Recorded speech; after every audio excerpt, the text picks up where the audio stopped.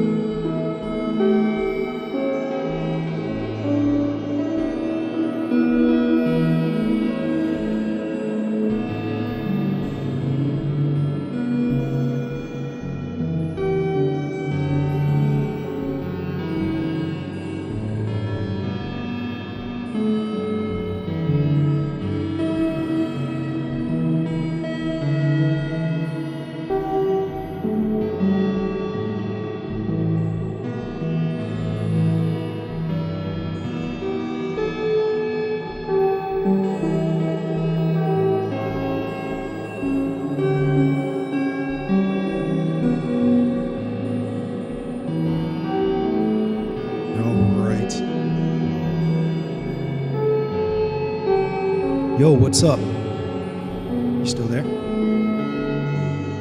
you? I got food. I got hydration.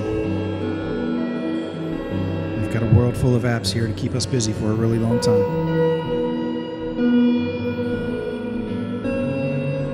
All right, you guys let me know. You can hear me okay, if the music sounds okay.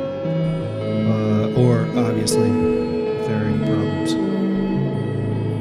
You guys are my tech support. All right, music elevator says food. I know, right? It's lunchtime over there, huh? We're lazy out west here. We're just so many hours behind. Awesome. Thanks for the confirmation. Yeah, it's been a minute since I've been on the screen. So just kind of getting used to everything here again. 13:34. Yeah, it's already past the one. Yeah, time flies. We got a couple people on YouTube. We got a couple people on Twitch. I want to just welcome everybody again. Just hope you're having a great day. Hope you're having a great year. Yeah, make it bright. So in this app, what I'm using here, I've kind of I've spent a lot of time offline and kind of off the grid the past few months, and maybe even over the summer quite a bit. And I was looking for a way to take my music hobby with me while I was going, to places without electricity, basically. And so I started making music on the iPad here in the past few months, and I've just kind of really gotten into it. And I realized a little while ago how the way that app development works now is very much the way that Rack modular started developing, about 10 years ago, whenever it kind of all started. And what I'm noticing is that, so in this app right here, I got AUM running. It stands for audio mixer, it's called AUM. And what it allows you to do is to load plugins. So the iOS development environment, the iOS environment, the music production environment now is very plug-in-like. So what you see here is a synthesizer plugin. This one's by Audio Damage Continua, and this one's also by Audio Damage. It just so happens that I'm using both of them in this patch. But the idea is that you have multiple synthesizers, and then you have effects that you load against those synths. So on each one, in this case, I have like a high pass filter to filter out kind of the low rumble stuff, and then I have the modular app, the VCV. What is it? It's called miRack on iOS, and this is really cool because working like this, it enables you to open up multiple miRacks or VCV racks with just a massive amount of modules and plugins and stuff. But anyways, like what I'm doing right here is just essentially putting plateau. You gotta use plateau on everything, right? Yeah, miRack. Yeah, it's only $6, and like when I picked it up, it was brand new, so it was like $3 or $4. And when I came back to it,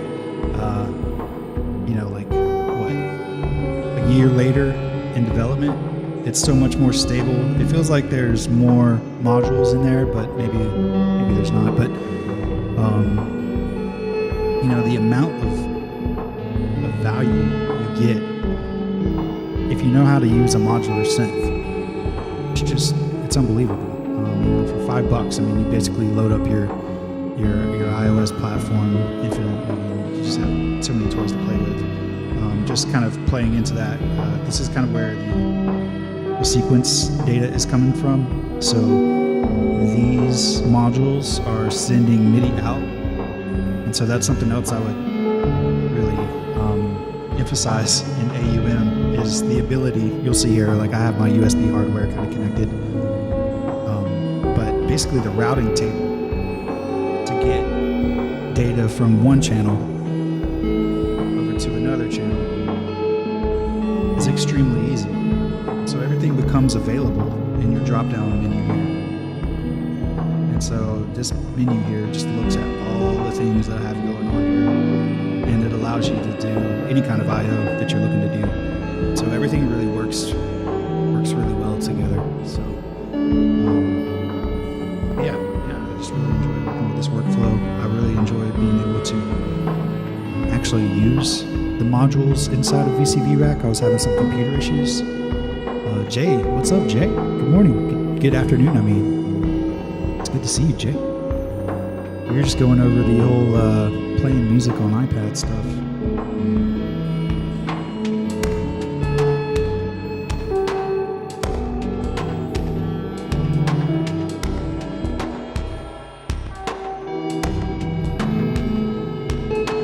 But yeah, so thanks, Jay. Yeah, so this is where my sequence data is coming from. Just a couple of JW modules, kind of the typical usual setup where we have kind of the probability gate in front of everything. We have the clock divider, the clock, in this case R gate. Basically, I'll get into this in a second when I set up a new patch, but essentially inside of miRack, when it's used as a plugin inside of AUM, you get the access to send MIDI in and out, audio in and out to any channels or instruments that you need to. So in our case here, we got all of our sequence data coming from this miRack. We got it playing these instruments here. So we have 2 synthesizers. We have them running plateaus on each one, right? So you gotta have a really good reverb to make it feel good. That's why it sounds good, because I have 3 plateaus running here. Yeah, so anyways, I was like really blown away by the performance of my iPad. It's like the Gen 1. It's nothing fancy. It's definitely not the new one. So I imagine the new ones, you can load up a lot of plugins here. It's hard to see, but up in this corner here, it tells you how much DSP or how much processing you're using on your device. And right now with this whole patch here, it seems kind of small, but I'm at like 60%. So I could go a little bit further, but I kind of like where this is. And I've actually already recorded this track out, so it was just kind of like my pre-game show for the stream today. So I guess with that said, I think I'm gonna start a new patch. I got coffee, I got banana, I got water. I've got you guys. So let's just start something new here. We'll start with the flow, see how it goes. Alright, so up here, hamburger menu, new. Here's all the files that I've already made. Some of these are templates and stuff to get me going really fast. But for now, just because like today's kind of day 1, I think probably the first time a few of you have actually seen how this kind of workflow works. I'm just going to clear it. So we're going to clear it. Now we have no music. Okay, first steps. Basically, you have a blank canvas. You hit the plus button, and you choose what you want, audio MIDI, or if you want to import some tracks, which is kind of more advanced. It's kind of like a collection of all the instruments on the track already. So start with the audio, and we'll start with a MIDI. And so the first thing I'm going to do is, I think my approach is going to be to have a miRack that generates notes and that sends it out to another plugin. We're going to use Scalar. So the first thing, we'll add our MIDI stuff in. So the first audio unit processor I'll use is the miRack. And then what's cool about MIDI channels is you can actually load multiple devices on the same channel by double clicking, and then the plus comes up. And then again, you can load.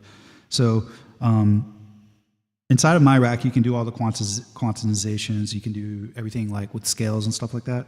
But I find it a little easier to get a hold of the notes and change the scales with this other plugin called Rosetta Scalar, and it just has a lot of different types of scales. So essentially, what we're going to do is generate MIDI output from this miRack, and then we're going to send it over into Scalar, and then we're going to create another rack. We're just going to call it rack because there's miRack, VCV Rack is confusing me. So we're going to create another rack, and in this case, I'm going to create the 16-channel rack. So it makes it possible to send, say, like a bass synthesizer, a lead synthesizer, a rhythm synthesizer, a mono synthesizer. What's up, mono? Shape, is it possible to vertically flip your iPad so that we can see it? Is it not right side up? Oh, actually, totally. Mono, what's up, buddy? Yeah, let me flip that for you, actually. I think that would make it so much easier to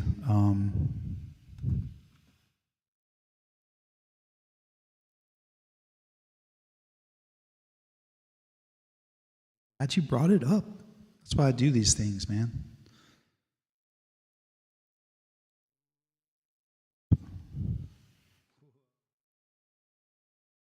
So the text is backwards, but I can flip it.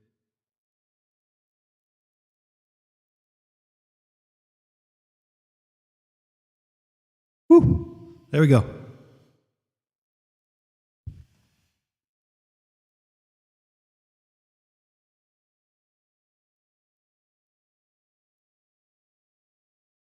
Yeah, so much better.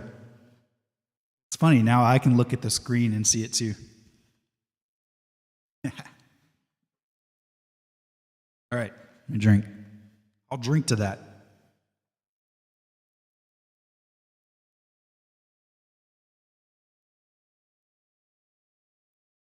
Okay, yes, yeah, AUM is really fun. You can see here I've kind of gone through, I have spent a little bit of money. I think I budgeted about $100 to kind of get going over the past few months on apps. But what's really cool is like this continuous synth that's like $6. And also if you hit Black Friday, I know we got to wait a whole nother year, but Black Friday was insanely valuable for just picking up all the apps. I mean, the apps are literally like they cost like 20%, 50%, whatever it is. It's different between all the developers and stuff. But anyways, like, apps are like $5 or $6. So I got into some Drambo as well. Drambo is another kind of Groovebox modular workstation. It's really fun to play with. And again, it works really well in AUM and sending data back and forth between all the different modules. So I do have some cases where I have like my percussion, my drum sounds coming from a rack. So it's just FM synthesis basically, but it's all being sequenced and controlled by the Drambo environment. We'll get into that for sure. That's kind of like a newish app that has kind of been growing, and a lot of features have been added to it. So it's getting really good. But in this case, what we're going to do again was we're going to sequence notation data out of this rack, and we're going to send that data to a scalar to quantize everything, and then we're going to send that data out to this rack here. And this rack is where we're going to have all of our instruments embedded. And so we're going to use the 16-channel one. We won't use all 16 channels, but I like to use the 16-channel one so I can just, in this patch here, I can have my my bass synths, my rhythm synths, my lead synths, my drums, and all that stuff. And we can get them going out of individual channels so that I can bring them in, and we'll get to that in a second here. So let's just start at the kind of root here. This is kind of what you get when you create an audio patch with the rack. And basically, it is host sync data. And let's see if I can zoom in here too. So yeah, this is great. I'm so glad, Mono, that you told me to flip that. I can read it so much easier now to make sure that you can see what's on screen and stuff. So basically you get BPM, run, start, stop, clocks and bars and loops and stuff like that from the DAW. So that's like the main transport of the whole operation, right? So it feeds off of that.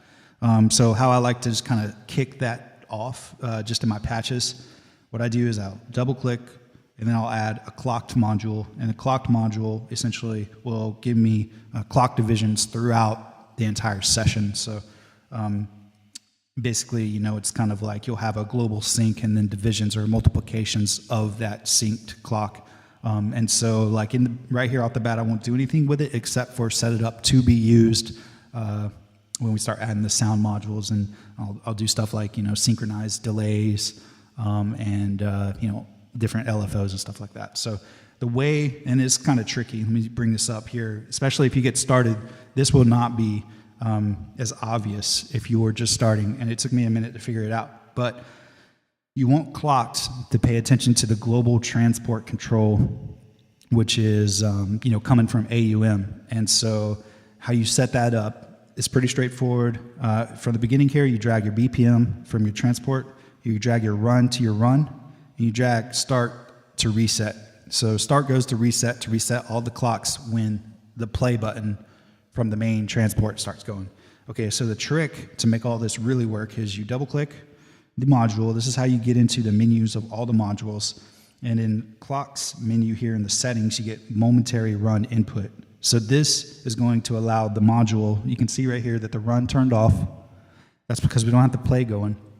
But this is going to allow the module to essentially play with the rest of the AUM environment. And so when I hit play up here, now you'll see the run, see how it starts running. You'll also see the reset when I hit start. So that will basically give us a clock, or a traditional modular clock inside of our rack as we kind of continue moving forward. So I think for now, for simplicity's sake, I'm going to just start with basically, let's just start with a FM operator. Let's go with the FMOP. All right, so we have an oscillator. I've been using this filter from Valley the past few weeks, and I love it. It is a stereo mixer, but you can pass in multiple channels too, and you can do all kinds of crazy routing tricks. But for now, we're just going to take the FMOP over to the Feline filter, and then we're going to drink some water. All right, so we probably want to start with a mixer. Usually, that's kind of where it all begins, right? So you need somewhere to send all this audio to. There are some really fun mixers here. All the MS Hack mixers are here. So I'm trying to think if we'll need like reverbs and delays, if we want to use kind of the bus audio routing. That's kind of the reason to use a mixer with the complexities of like these MSC Hack mixers, for example. These guys have aux sends, multiple channel inputs, the ways of grouping your channels, and EQs, and of course CV over the levels and pans. That's kind of pretty straightforward. But the reason to use like this style of mixer versus using, say, like a standard modular mixer, if you're not going to use all the EQs and all the bus outputs and the effects routing and stuff, you want to consider your DSP, because it takes basically it takes a lot of resources to run some of these. So you just gotta manage your resources. And for now, just for consistency's sake, or excuse me, simplicity's sake, we're just gonna stick with like just some basic modular mixing going on. And nah, Jay, there's no mind meld mixer here yet. I'll actually pull up all the mixers. So the browsing of the rack works very much like it does on desktop, right? So you can browse by all the manufacturers or developers. All their names are here. It's approximately about 500 modules. The other way to browse is by tags. And so here's the mixers. These blue mixers here are kind of like what you would expect to get from the, what do you call it, the fundamental components inside of VCV. Yeah, so those guys are there. You got all the Boog Audio stuff. And I think the closest thing to the mind meld mixer might be this. I don't think that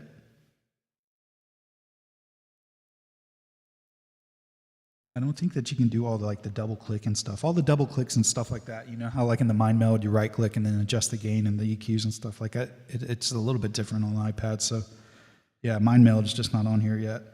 But some of the packs that are on here, you definitely got the audible instruments. You got all the Boog and the Bufaco, all the Boog stuff. I mean, Like it just runs very efficiently. You got the expert sleepers. Maybe in the future we'll show you how I'm kind of like tying this whole system into my Euro Rack system. You got the geodesic modules, the impromptu.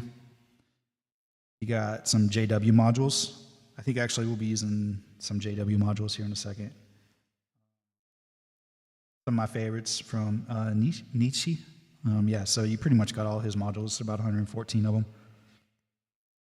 His or hers, excuse me, I shouldn't. They, them. You got Bliss modules here. I've been playing with these a lot, actually. They're really good, but you got to keep it small with them. Like, yeah, like I was saying, they're just processor intensive. And then, of course, you got Valley. So with Valley, you get Dexter. Dexter is like, you know, we're just going to add that actually into this because we're going to use this as another instrument. I mean, this is the ultimate combo right here. Let's just get rid of this. Yeah, I mean, but this is also like this single oscillator is like 20% of my DSP. Slaughterhouse, greetings. What's up? We're getting the family back together here today. That's awesome, guys. Good. Hope you're all doing very well. All right, so let's just get some sound going. Essentially, what I'm going to do is I'm going to hook up the first A output of the Dexter here, and let's hook it up into our mixer. And then we're going to tell this mixer to go out channels 3 and 4 because I usually set up my 3 and 4 stereo output to kind of be my baseline stuff. So we're going to set this FM operator here, this Dexter here. We're going to set this one up to be our baseline. So we'll take down here. We'll take the frequency down because we're going to actually use this filter as kind of like the VCA. And in that case, we're going to need an envelope. So we'll get an envelope. I like the Nietzsche. Just simple AD, right? So just attack and decay and exponential. So that way we get kind of like that punchy sound. We'll just send the envelope out to both left and right frequency inputs of the feline here, the filter. And I'm just going to turn them all the way up for now. I like that because then I can just scale. I can scale the amount of envelope going out with this. Hard to read in there, but yeah. So yeah, you got attack, decay, linear or exponential, and then scale of the envelope. That way, I don't need a attenuverter. Bonjour. Okay, so we got something. It's going to make sound, but we don't have it hooked up yet. So let's go back to create some notes for it. So we'll go into the first rack we created. It's a MIDI rack, so I'm going to essentially add a notation sequencer. And I'm going to add this guy here so we can just generate a bunch of random stuff for now. I'll take it down here. We keep this MIDI out. The way I like to build my patches is kind of like over here on the left is kind of your inputs, and then everything flows through the rack, and then over here on the right is your outputs. All right, so clear and trigger. I'm going to do the typical setup here. We got to get a clock in so we know how fast we're going to clock this. And what we're going to do is go to the essential, get clocked out, again, hook it up like I just did with the other patch. So BPM, we take it to the run, start to reset, double click, and then go to monetary run input, so that way it all syncs with the global transit control. The next thing we're going to do is start adding the probability gates.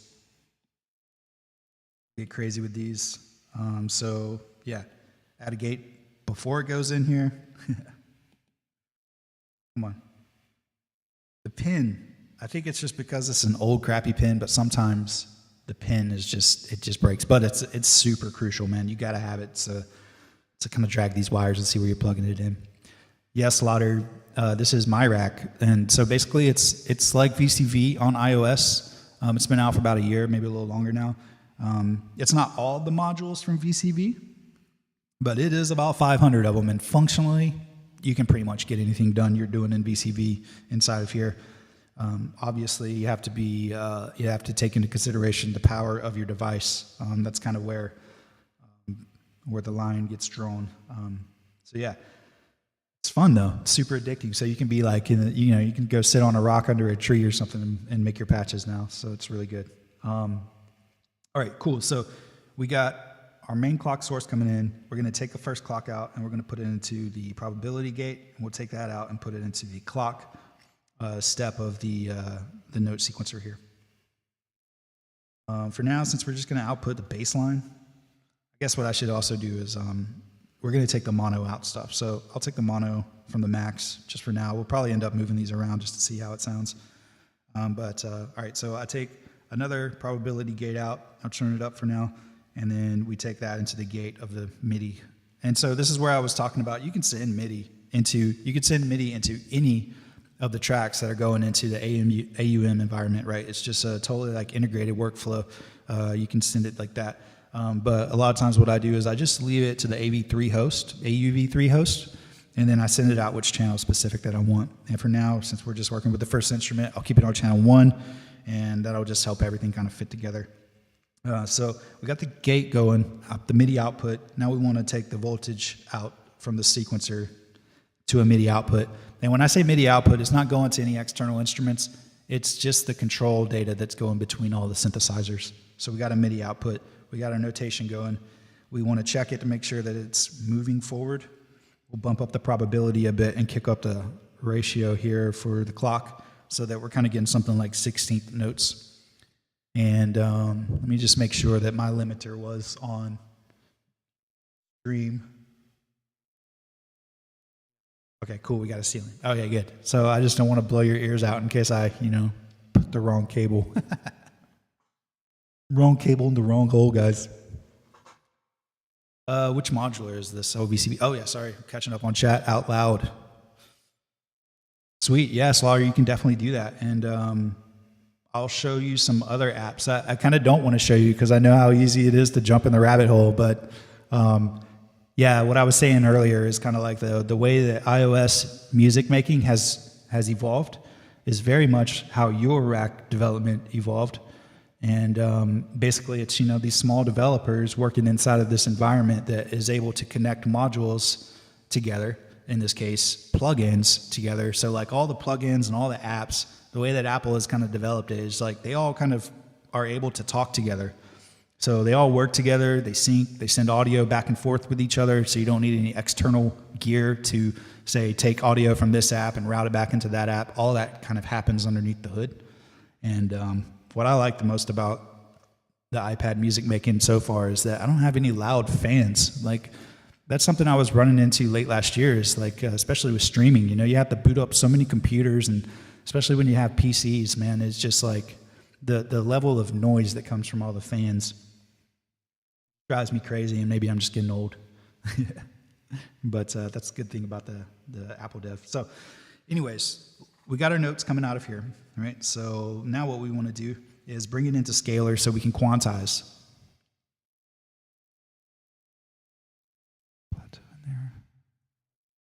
All right. Does my voice have reverb? I thought I'd turn that off. Hold on a second.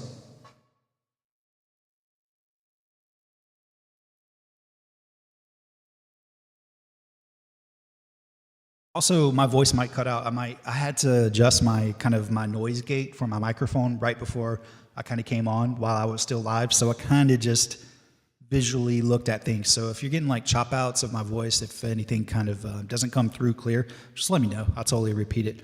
Yeah, so Jay, yeah, you sort of understood earlier that I have another instance of plateau in there. Would you mean that 2 miRacks at the same time? Absolutely, Jay. So actually, we're running 2 miRacks right now. So we got 2 going right here. And we'll actually add more as we get going. We'll add the effects chain. So right now I've got a MIDI miRack and I've got an audio miRack. Yeah. It's confusing. I was confused too whenever I was first able to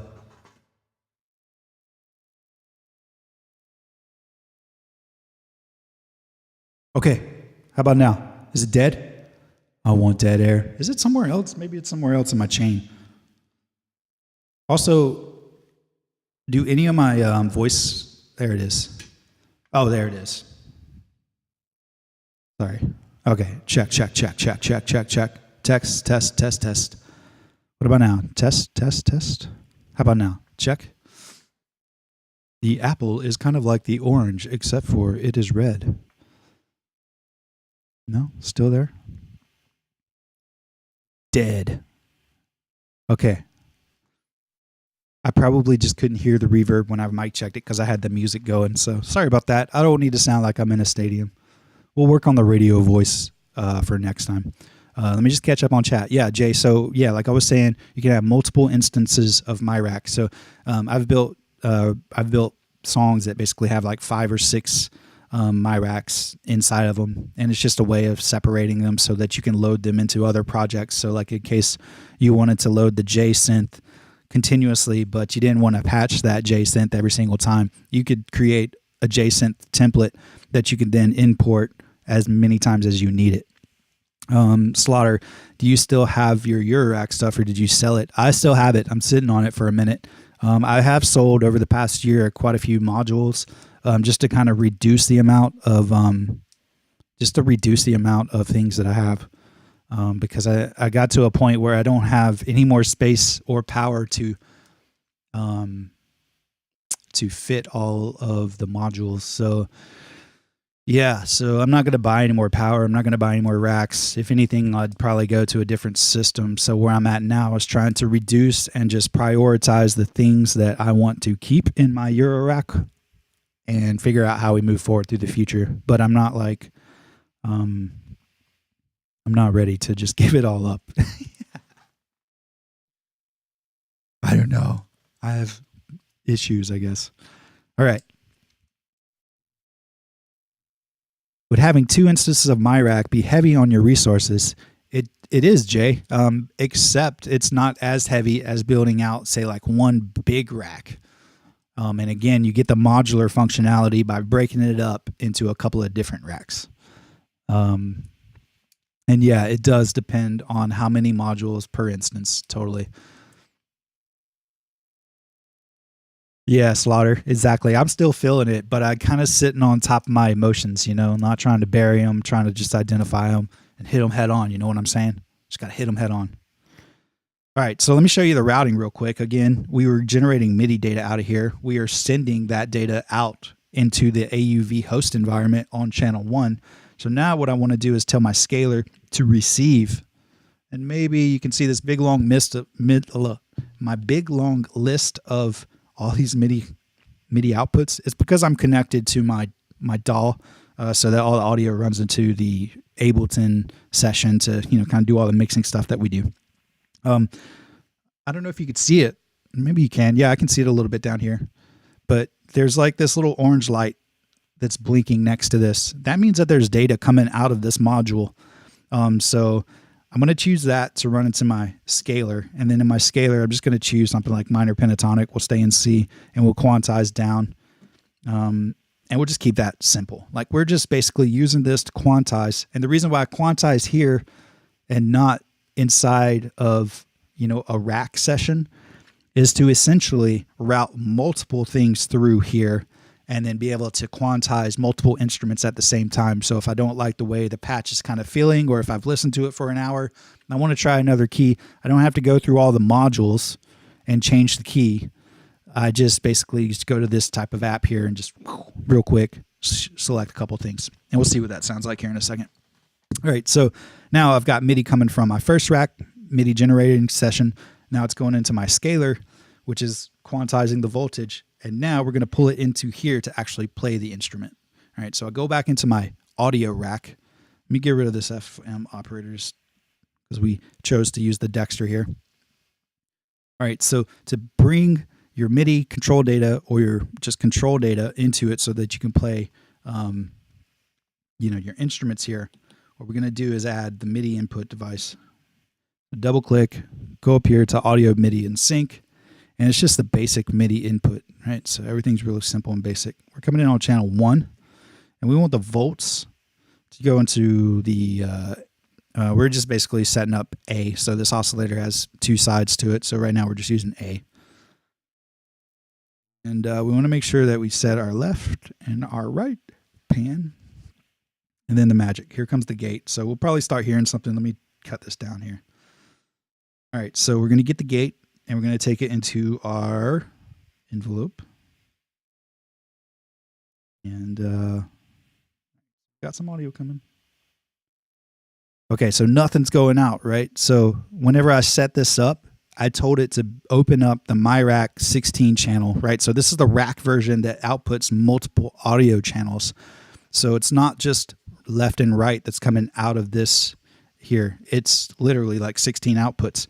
But in order to be able to use it, you have to set up another channel inside of AUM. So AUM, again, becomes kind of like this mixer environment. It almost becomes your DAW or anything like that you would want to kind of think about. It doesn't do like track recording or session recording. It does record the audio depending on how you set it up, but it does not do like the boring DAW stuff. You could use a DAW for that. This is for like playing, performing, and creating, and just like a simplified workflow experience. Hopefully that's some marketing shit they can take to the App Store with them. So we can develop these things even further. All right, so what was I doing? I was getting sound. All right, so I've sent I've sent control data into here. I've got sound coming out of here. Like these little green lights means that sound is coming to my mixer, but nothing's coming out. I'm going to create an audio channel. It's going to be a multi-bus audio unit instance. I'm going to select the multi-bus audio unit instance that I'm using, which is my miRack 16 channel. And then it's going to show me this little 2. It means that it's coming in on channels 2 and 3. And I can kind of hear it in the background. I did turn it down so it wouldn't blow all of our ears up. So now you can hear very lightly. You can hear basically the oscillator coming in. Right, so if we open up the filter, we can sing along. All right. So now we got audio coming out. So this is where it gets fun, right? So like if audio was coming out and we've actually built a song here or built some notation stuff, which we actually will here in a second. I just want to get the channel set up.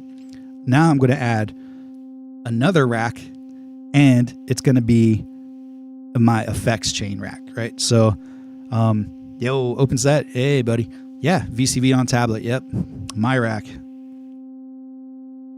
So here we are with our effects chain, and audio unit effects are a little different than audio unit instruments.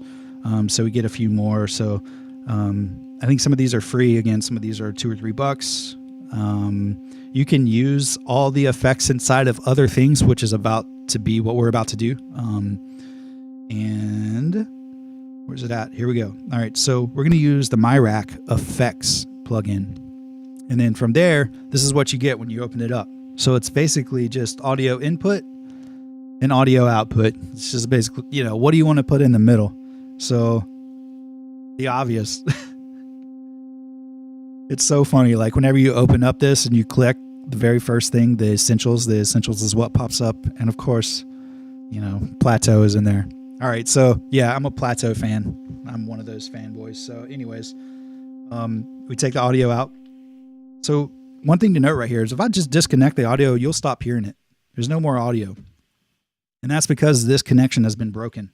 So we got to take, the left and to the right. Boom. Oops. So then it comes back. The other thing to consider too, this is not like a mix bus on a mixer. So it is like literally the dry signal coming in to be, affected. And so you got to adjust the wet and dry as you see fit.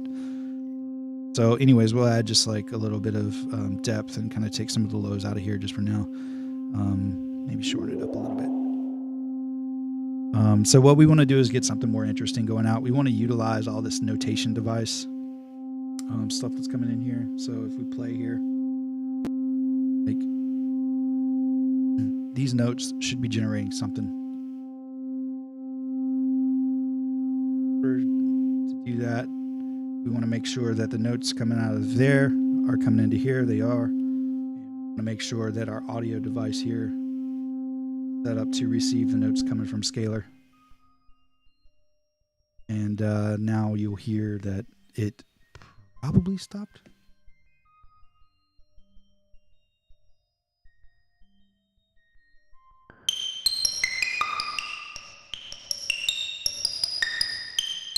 So I'm just going to play with it for a second and then we'll talk again.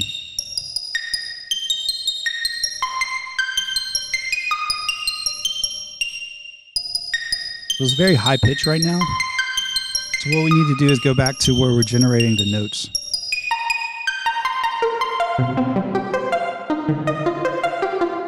Okay.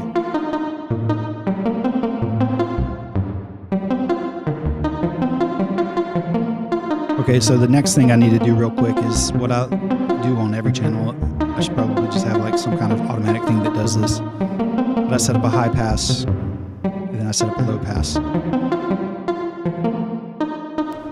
And I do all this out here in the mixer environment. Bump up the low pass before the reverb. So I do all of these kind of like things that I can tweak here from a performance standpoint, you know, like your low pass filters or any other settings really can be assigned to here. But I do this so that whenever I'm looking at it from an overall kind of what's going on, I can really quickly like just grab it and open it up. And then I can close it down. All right, we got some questions. Jay says, the in and out are only 2 channels, stereo. Yes and no. Yeah, the in and out for the effects down here are just 2 channels because it's left and right for your effects. But the in and out for here, when it's loaded up as an audio module, you get 16 outputs and however many inputs you want. I mean, you can bring the audio in a couple of different ways. It kind of works like a DAW might, like where you kind of just tell the audio that's coming in to, be a live input, essentially. Yeah, so let me just organize a little bit here.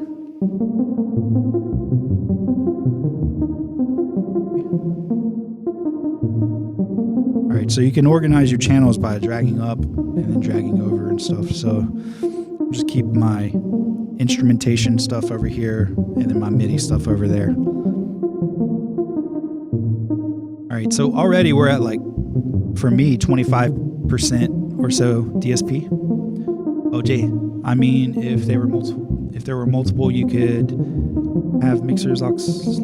Yeah, totally, Jay. Yeah, you would just put them on each individual channels. So like, I'll create another one actually. Let's do an FM operator. Start here. Here, let's clean this up so that we can just kind of follow our own. Like, I'm a mess. So I'm gonna take this to the right, so that way we know everything's kind of flowing from left to right. So this is our channel 1 data. Now what we're gonna do is create channel 2 data. So we could start with a MIDI input, might as well. We'll just tell it to pay attention to channel 2 for this one.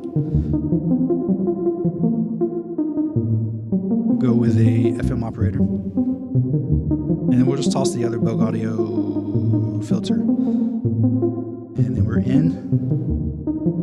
And we're gonna take this down. Okay. We got 2. Let me think here. I think for now, instead of setting up another instrument, I'll just utilize the gate information that's coming from our existing jam, and we'll just do like some probability stuff on it. Mult the gate input. I will turn the FMOP to envelope mode so we can trigger it. I'm also going to add the probability thing up here.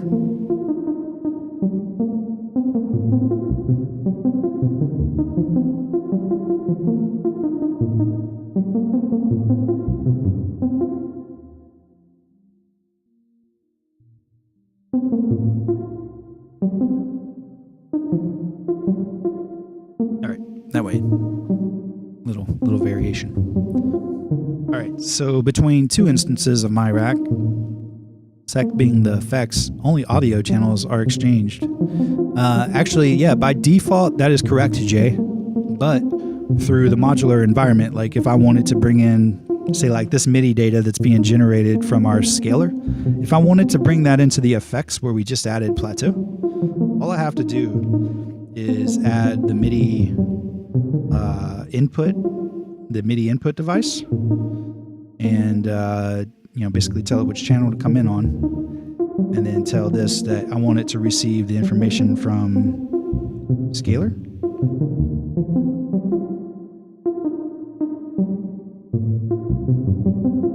I'm not sure what I would map it to right now, so let me get back to that example. But essentially the reason why you only see left and right on this here is because it is like a channel effects, and I think that's just how the environment essentially renders a channel for that piece. Of course, the proper way as well. We need to set this up anyways, because we're gonna build something a little bit bigger here. But you want to use mix buses to start kind of feeding things in to each other. And so what we'll do is we'll create a master mix bus for now. And so this is going to be the master mix bus, and just put it on bus M for master down here. Let's rename.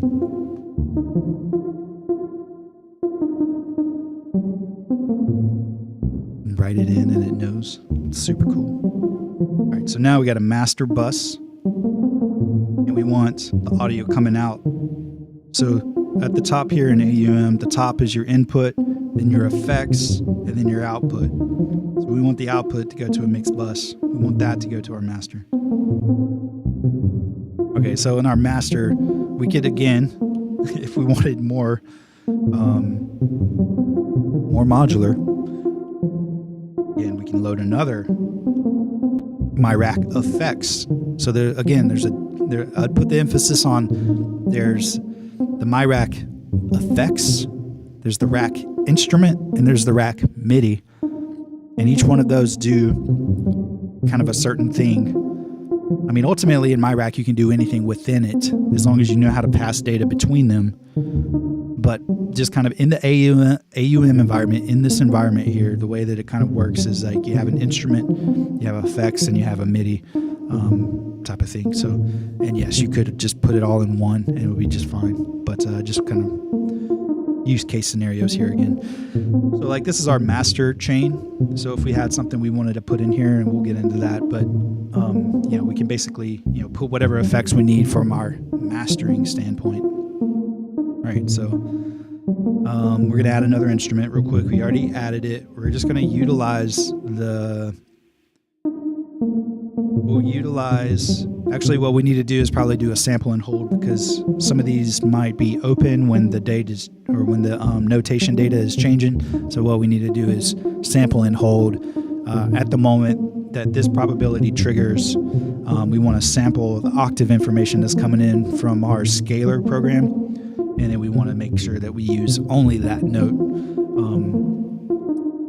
for the gate when the instrument opens up. So we'll use the audible instrument sample and hold just for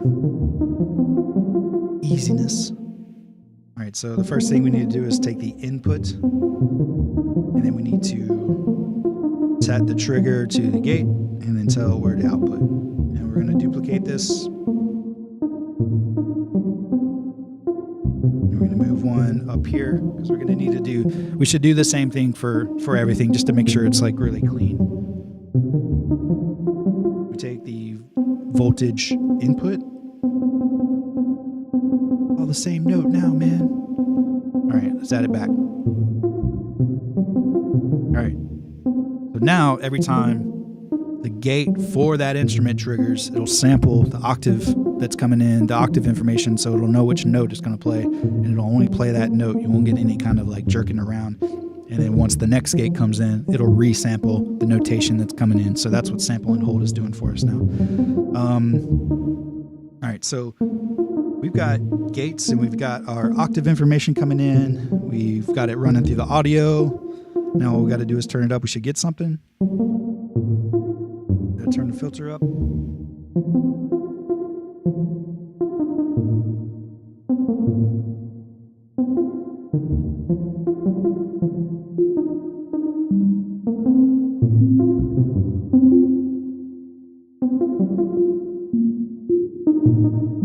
it's coming in, but it's really low. So like, let's say we want this one to be high, so we need to add another module. And we want to shift this up. And usually I would just go with the fundamental octave module that's inside of VCV, but that module is not in here. So I go to the, I think it's a Bogue. It's a Bogue module, and down here at the bottom, I think it's like it's not slew, it's not offset, it's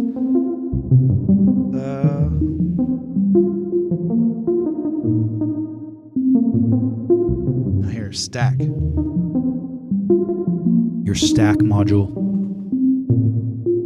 All right, so what I'm going to do first before we take it into the sample and hold, I'm actually going to adjust the pitch information that's coming in. So take it there, hook it back up.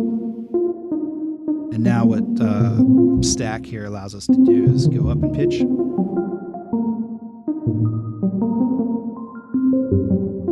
Maybe we add some feedback.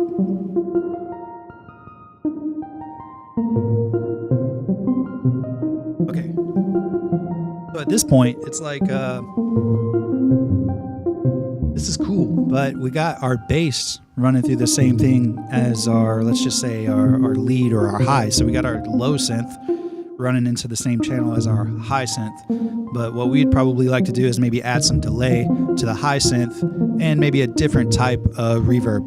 Of course, a little different type of plateau. So what I'm going to do over here is I'm going to create another module, I'm going to duplicate the mixer module so that we have kind of like channel mixers before we go into the AUM channel mixers. You know, again, it's just like really kind of a geeky way of thinking about things, but it helps you manage things when you break it down modularly. Yeah. Anyways, duplicate. We're going to take the, we're not going to use these channels for now unless we decide to put more FMOPs in there because they're OP. But what we want to do here, let me make sure that we can see this on the screen. Sorry, it's sliding around a little bit. Okay, so here's our multi-output module. Currently we're using channels 2 and 3.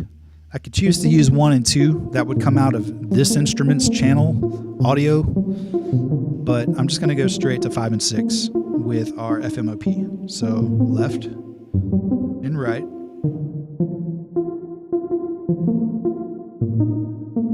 Okay. So yeah, coming in here. We're going into there. We're both left and right channels. We go out. Okay, now we're going out. We don't hear anything because we haven't created our channel for the multi-bus audio. And there, it kind of automatically does the channel setup unless you specify otherwise. But just by default, it will just kind of, it'll start at, you know, output 2 and 3 and then kind of go down to 3, 4 and 5 and 6 and 7 and so on, all the way up to 16. All right, so at this point, we have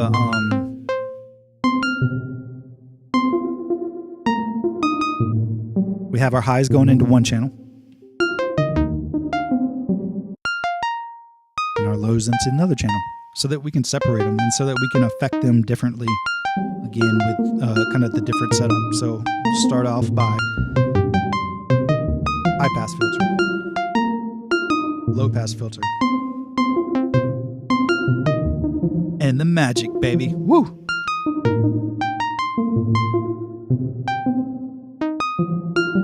Actually, you know what? I'm gonna use a dubstation first. We're gonna do a ping pong effect.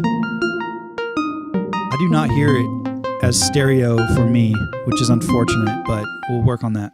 Let me catch up on chat real quick. Music Elevator says, I currently use miRack to control the .com. Oh, snap. With MIDI. Nice, dude. .com. Yeah. .com and Buchla, maybe. But I can see where AUM makes the My Environment modular within the iPad. Yeah. This is a great demo.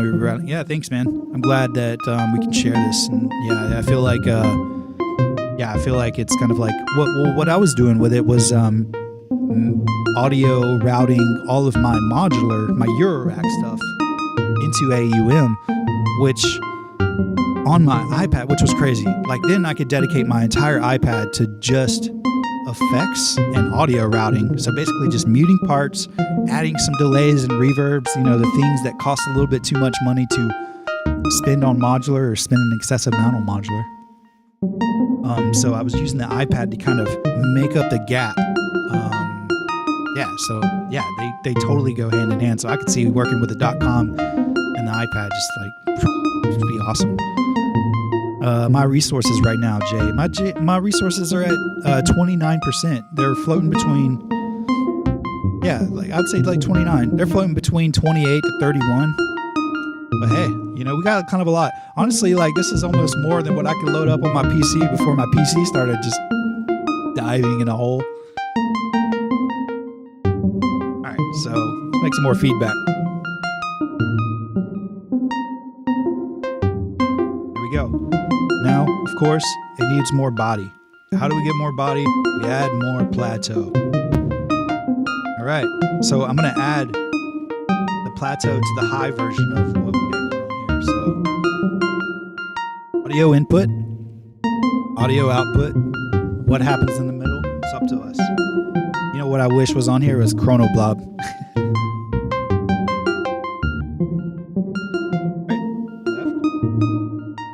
Left.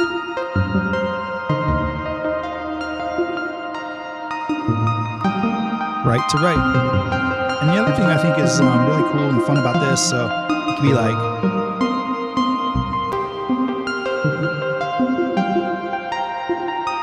here, we shrink it a little bit and then resize it to say like the size of a plateau module. So like, let's say that I'm only going to use plateau here. So that's cool. When I'm done with there, I'll just go back to it. If I want to say adjust two at the same time, let me lower this a little bit.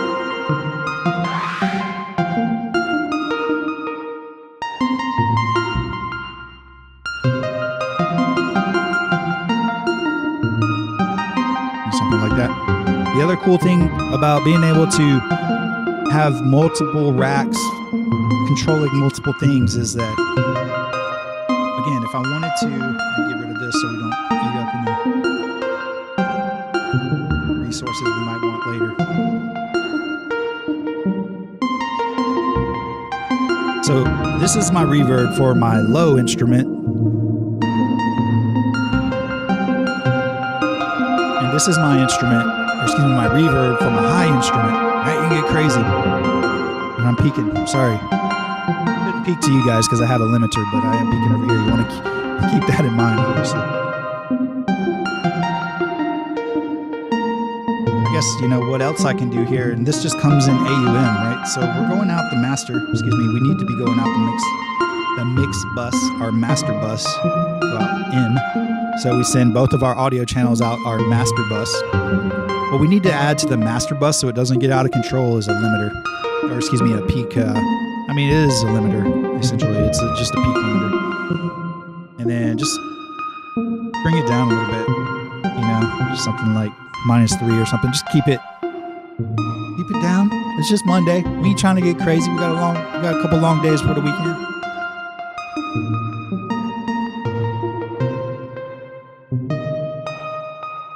Has delays. Is it bad? Is it available? Delay plus? Delay plus is on there, actually. We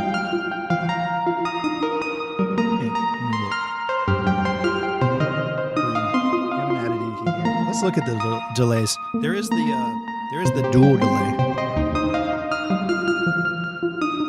So let's just go to tags and let's check out the delays together. Some of the ones I've leaned towards so far. See these? So this is the dual delay. I've leaned towards that. I've gone into the ping pong and the step delay. There's some UI bug things going on with these. Maybe we can work them out if Bliff is interested. And then the Sangster, I think that's how you say it.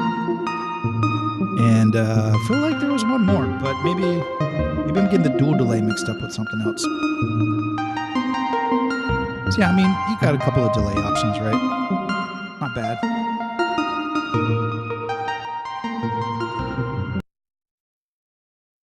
Notice how everything stopped? Because I cut the wire. I cut the green wire. No AS delays, yeah, no AS delays.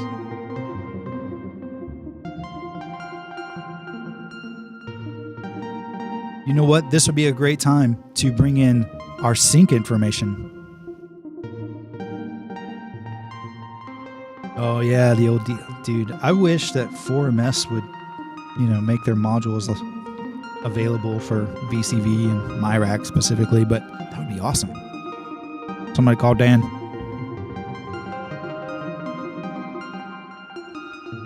Right, so delays aren't shit without clocks, so you gotta have a clock.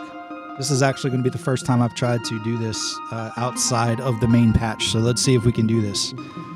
So what we want to take is our host sync module. So our host sync module gives us all the access to the good Lord above, aka the transport. Bring in our clocked, our host sync again. Let's hook it up. BPM to run, to start, to reset. Momentary run input. This is the magic. If you're ever playing with this thing, this will not work right unless you have momentary run input. All right. Now we're all synced up. So what we can do, this clocked module here will give me a synchronized clock that can synchronize this delay to. So now our kind of Master Effects bus delay is synchronized in time with kind of everything else that's going on in our patch.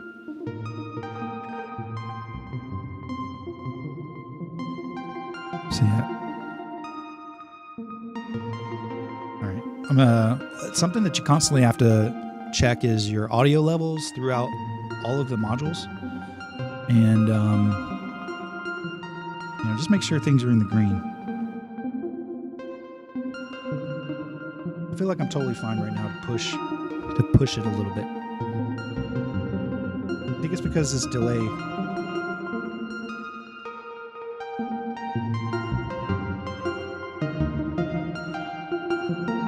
So maybe what we want to do. I'm peeking over here. Peeking a little bit on my bass module. I might just have to turn my speakers up to get a little more sound for me, because I'm trying to do the studio thing and be able to hear something without headphones. All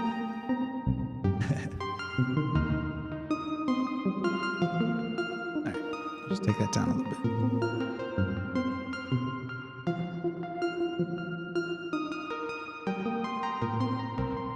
All right, so right now we're at about 35% processor. So we're about 35% DSP. We still got some headroom to work with. We don't have any drums right now. The other thing is we want to make sure we save this. So can't stress enough. Learn how to save. So today's session is going to be called, Stream 1.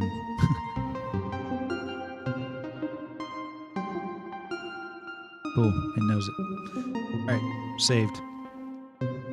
This way we can always get back to here. What I like to do sometimes is kind of save once I feel happy about something, and then build on it for a couple of minutes or hours or however long, and then save another iteration of it so that you can always go back.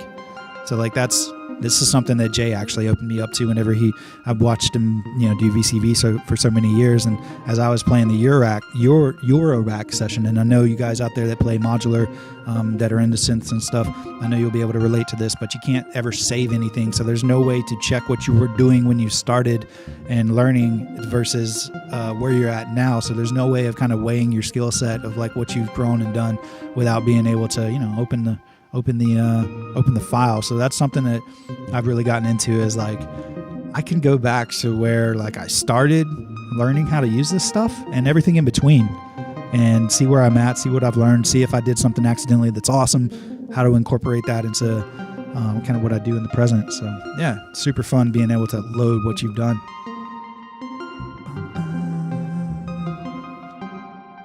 catching up on chat here real quick.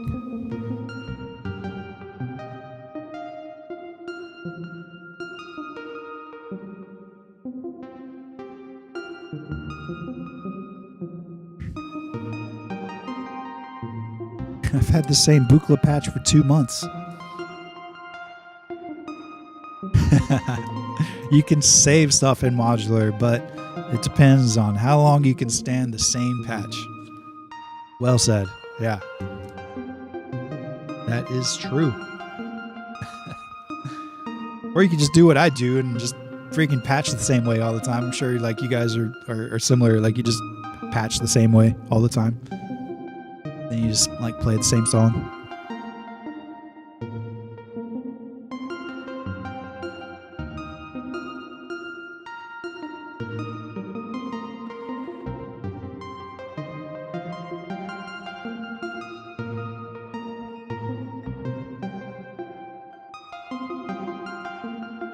One second, I am going to turn up my speakers because like I've got my headroom kind of worked out here, but I just don't have enough audio coming out of the speakers, so one second.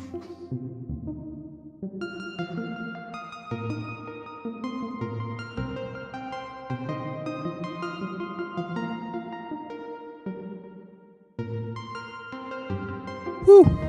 What's up, Earth? Earth's moon. Earth's moon in the house. All right, what do we need here? What do we need? We need drums, percussion, something like that. I think that would probably be good. So let's go with the idea that I don't really have any modular sequencers that I like programming drums on. So let's take some kind of like a drum sequencer. And let's create some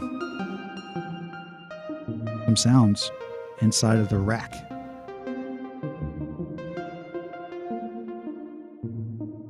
Or I could show you guys actually, I think I'll do it like this. I think I'll show you Drum Computer. Drum Computer is another program. That way we can show, we can kind of exercise here how you can use the rack environment with just your more kind of standard, your standard plugins, like your standalone type of plugins that you may just open up to play some drum beats on or some synthesis on or whatever. It's just like you can use miRack integrated with all that stuff. So I think what I'll do is I'll start a new channel here, an audio channel. Since we have enough headroom here, we'll bring in the Drum Computer, which is made by Sugar Bytes. And the reason why I kind of go to this right now is because I noticed like our DSP is kind of, it's not really at the halfway point, but it's right under the halfway point. And sometimes it's more resource efficient to load plugins that specifically do the things that you're looking for than to have a bunch of modules that are kind of doing the same thing. So that's just more of like a shortcut type of thing. So the reason why I kind of go towards Drum Computer is it is actually like how I would almost set up modular to play drums. And it's made of 8 parts. So you have 1, 2, 3, 4, 5, 6, 7, 8. So you click the parts that you want to play. You always want to bring the volume down. This thing is so loud.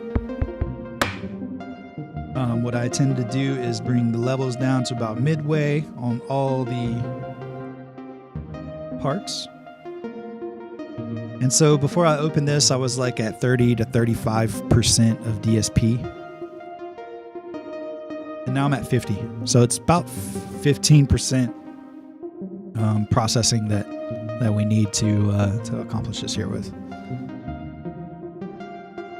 Yeah, Stevio, yeah, that's correct, Jay. Like, what's up, Mac Joe? Hey, good day. Hope you're having a good day, man.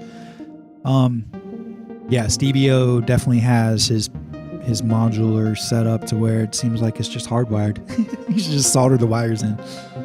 You can rock it though. I wonder what he's up to these days. I wonder how quarantine is treating Stevio. Stevio, if you're out there, let us know, buddy.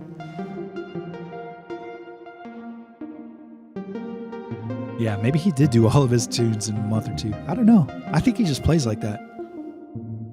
I would love to talk to him. Let's get a drum beat. All right, let's do just a little preset up here.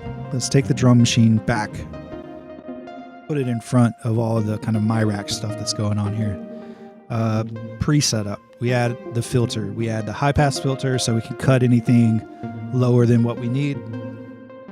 And then we have a low pass filter so we can bring it up and bring it down. So I bump up the high pass just a little bit, not too much, just kind of enough to trim off the bottom rumble stuff.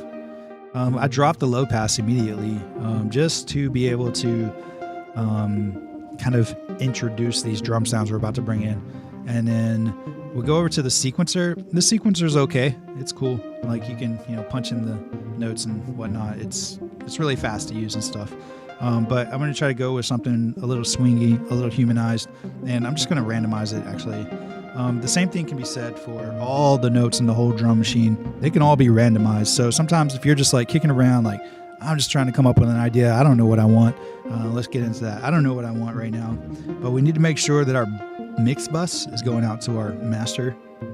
So that way everything's still running through the master. This is where everything starts getting glued together. All right, so you notice here I'm playing, but the drum machine's not going on. This is specific to drum computer itself. So drum computer requires you to have play enabled for it to kind of pay attention to the transport bar.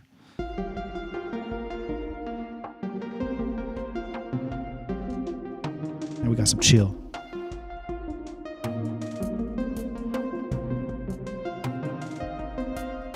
Feels pretty low. We can bring it up.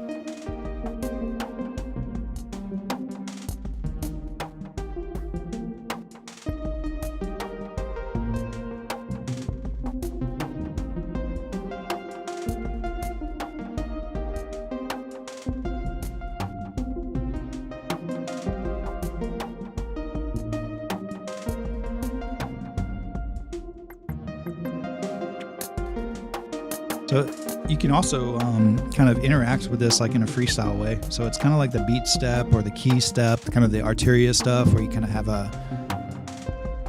what you call that little ribbon thing on the side where you can chop things up. So you can do that here. It'll also do it like automatically sometimes. It'll just do it on some bars. Like that's hit or miss. It's not as good as the beat step. Like the beat step has this thing locked down, like as far as how it handles its probability and kind of randomness, the kind of still feel cool and all intact. I'm kind of being lazy here. I feel like I've just got the beat going. This is the one, guys. This is the one we're going for. But anyways, on each step you have control over stuff like velocity and probability and roll. I think you hear some rolls kind of going on these kind of hi-hat parts down here. And of course there's the offset and the decay of things. So if you want your first kick to be a little louder than the others or have like a longer decay, you can do that for each step. And then of course you can change pitch and you can randomize all this stuff. So you really don't have to think about anything, but you could just literally just be mashing the dice, man. Smashing the dice.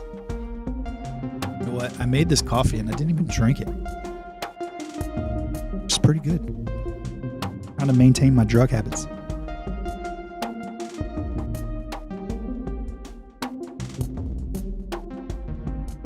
So let's just say that I want this drum to be a little more punchy, a little more kick in your face type of thing.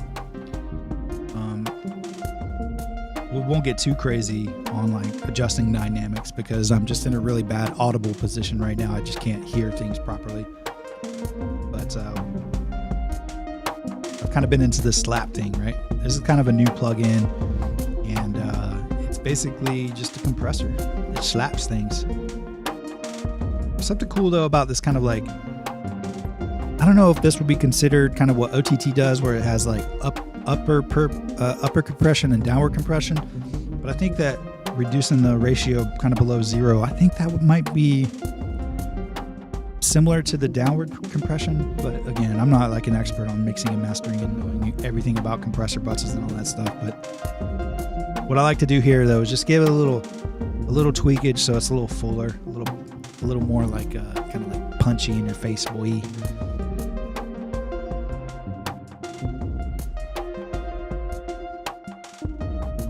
Also kind of like helps some of the transients. It feels like it helps some of the transients kind of like pop through whenever when things happen. You can also do side chaining stuff. You could probably set up a side chain on our kind of lower end synth. Before we do that, I think I want to like kind of build on the sounds a little bit more. Maybe like bring in another oscillator to modulate the FMOP.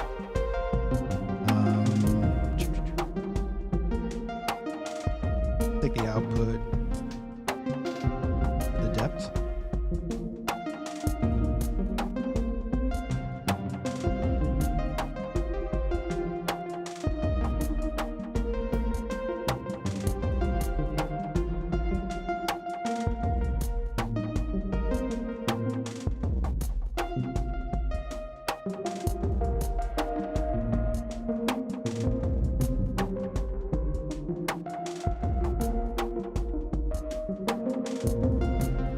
It's the depth, right? Oh, it's one chat. Yep. Mac Joe, it's miRack, and yeah, it's running VCV.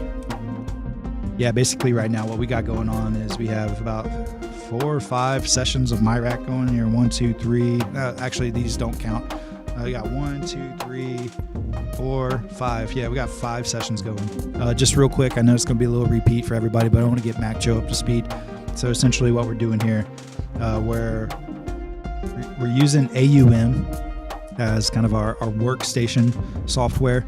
AUM allows us to just basically load any kind of audio unit plugins. And so the first thing that we did, we created notation through miRack. So we used the JW sequencer. We used the clock coming in from the AUM environment. So this synchronizes everything. And so we generate some notes, and we send those notes over to this other piece of software, this plugin called Scalar.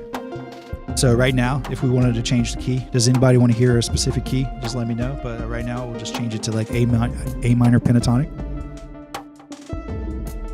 So this will change all the notes inside the song. So it's kind of like your one-click, different feel type of thing.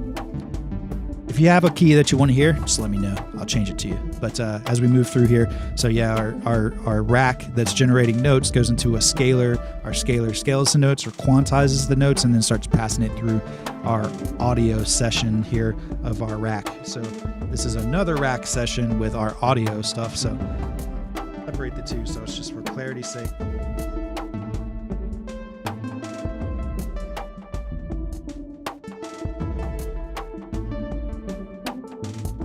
So we have the low end instrument, which we probably need some modulation. Let's get some modulation going. Here's the 8FO. Where's the 8FO? 8FO. Here you go. Go with a slow. Bring it down a little bit. We're only using like, I don't know, like 2. I think we're only using 2 of the. Yeah, we're only using 2.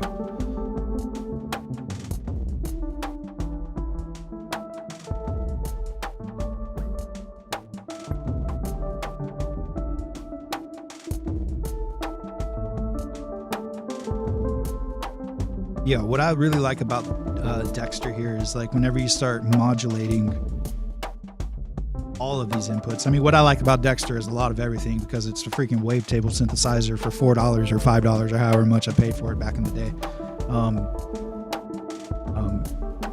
But what I really like about it is basically you can FM everything.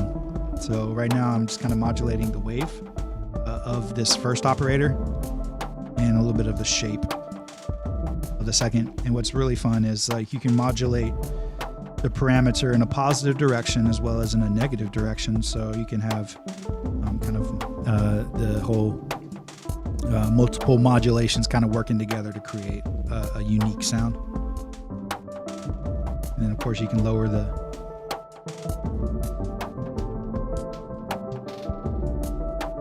multiplier.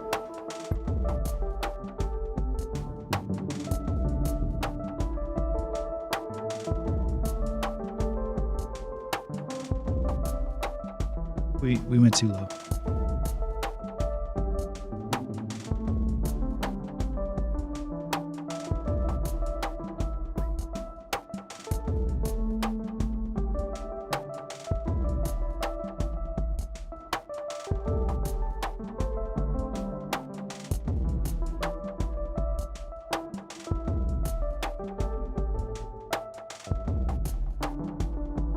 this kick is just hitting too hard in the front here. I'm gonna take it down a little bit.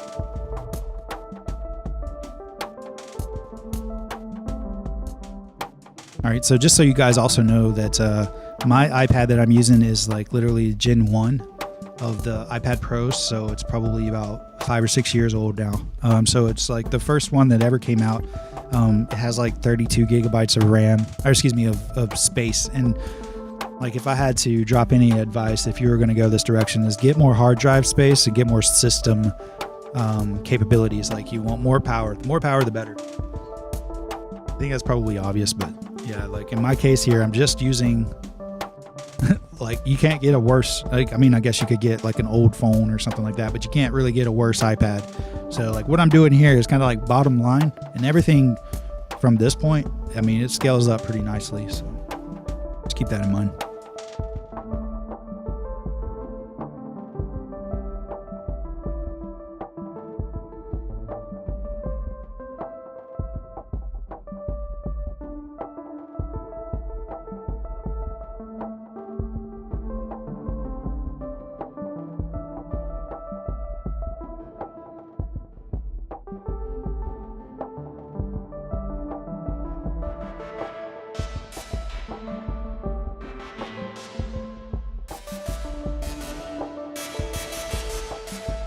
Shape this better.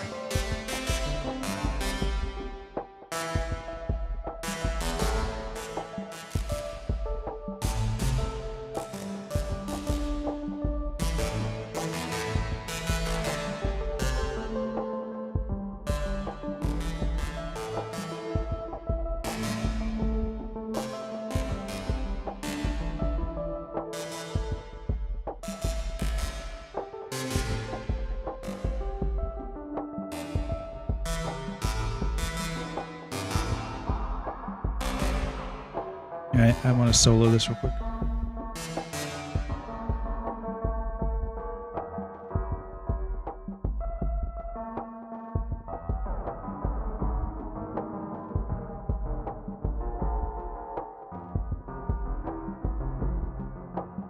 This might not work out as well. Go back to that.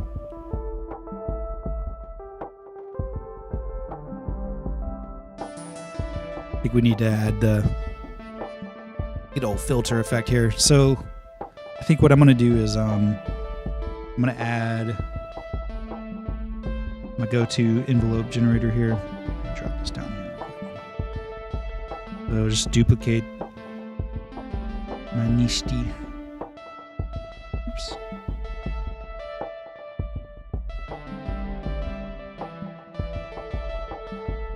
Trigger my envelope with my probability. I'm going to actually turn it off. I'm going to try 2 gates first, keeping one on the FMOP and then do another one on the AD generator here. But I'm going to basically control the voltage of the filter so that it, it pings the filter.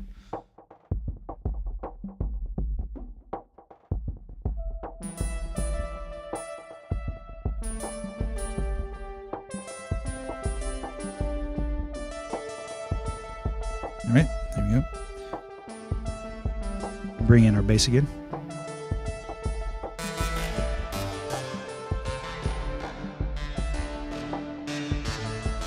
All right. Macho, no, everything in miRack is you pay for it from the App Store, and then everything else is just free, so to speak. You can definitely support the developers directly through their websites, and there's links for that whenever you get into the app. But also, if you check out the miRack website, they have a big list of all the plugin developers, and it's very much like the VCV format, So like, I guess I have to be specific. There are no paid apps that you can buy. There are no additional apps you can plugins or modules. You cannot buy additional plugins for miRack on the iOS like you can, for example, the Volt modules in VCV on your computer. So like you can, pay $25 for an entire library of modules, and you pick whose modules you want to, send that money to. But inside of the the iPad, there's no more modules to buy.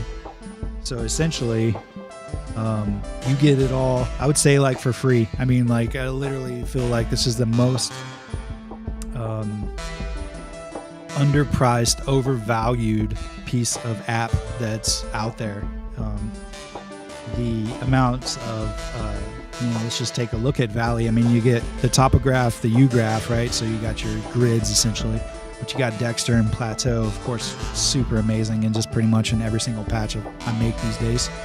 And then you get the Interzone, which is kind of like the IntelliGel Atlantis, just kind of like an all-in-one. And you want to make acid techno, man, that's your go-to right there. I mean, almost anything really, but again, yeah, like I'm using the Feline filter, amazing filter. I just got really good things to say about just about all of the modules in here. I mean, some of the most, I guess definitive modules would be kind of the audible instruments, right? I mean, like all the audible instruments modules work, so you pretty much get like the entire mutable instruments collection for $5. I mean, I paid over $1,000 to have just a few of the modules in my Rack case. I don't know if there's any argument there that's extremely, extremely valuable. Like, I would probably pay $5 just to have all of these modules. I mean, I don't make a patch. I've never made a patch without this probability gate. The Braids is an amazing oscillator. And of course, about clouds and kind of everything else here is just amazing. And then the Bifaco. Bifaco is awesome, man. You get the Rampage and the Even VCO. The Even VCO rocks, dude.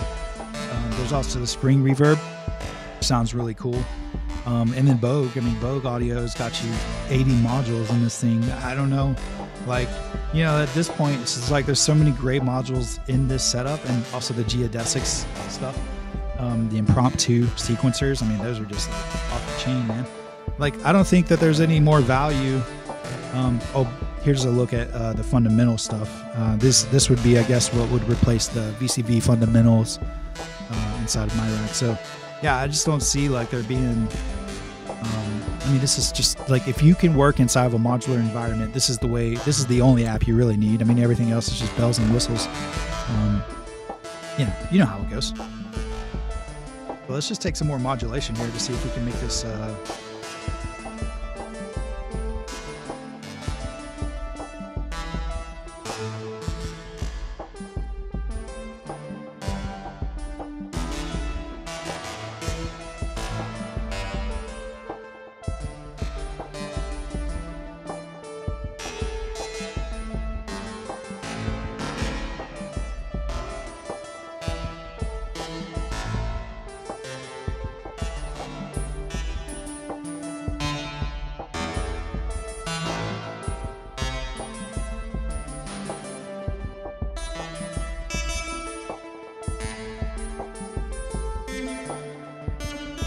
maybe we change up the sequence a little bit. Maybe what we should do is add a random trigger to randomize the pattern so it actually changes every once in a while.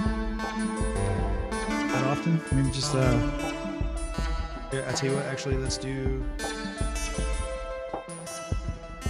like every, I don't know, 24 steps it has a chance to change the pattern, the sequence here that everything is kind of playing. And then maybe what we'll do is lower some of the probability. I think something else to note here is like on this sequencer here, because I want all this stuff, I want this to go out to the scaler. So what I've done here is I've turned off all scaling on the sequencer. So it's just a chromatic C type of notation thing that's being output. So that's what's running into our scaler. Yeah, I'll catch up on chat. Yeah. So MacJoe, yeah, this is totally VCV. Yeah, we talked about a little bit of the differences.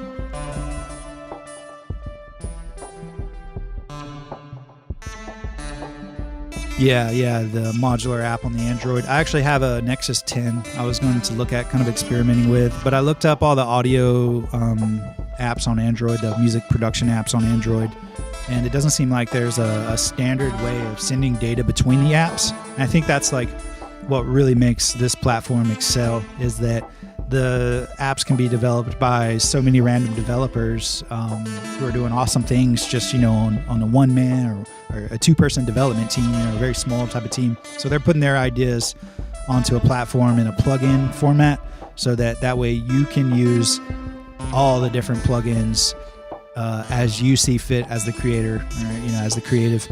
So it's like you're not totally having to, let's say, like if you were to just buy buy a synthesizer, a keyboard, right? You're totally like in that manufacturer's world. Whereas like in this case, it's like you're a little bit in developer A's world, and you're a little bit in developer B's world, but you're really just kind of mixing the two, and neither one of them intended for you to play it or create that music or create that art in a specific way. And so what I really find that being the value of kind of like this environment or this platform, you're basically mixing multiple developers' worlds together to create something that probably wasn't intended to be.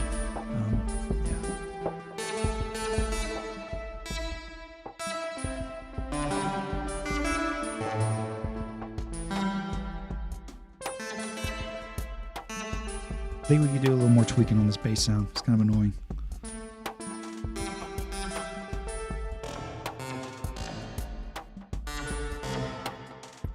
We just got a little too much reverb.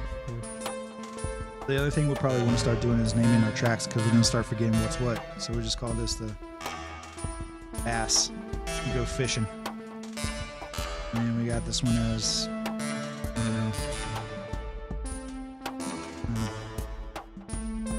high.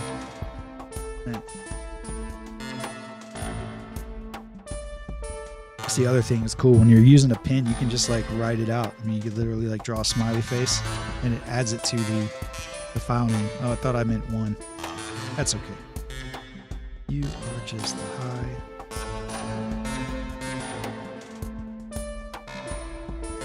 Yeah.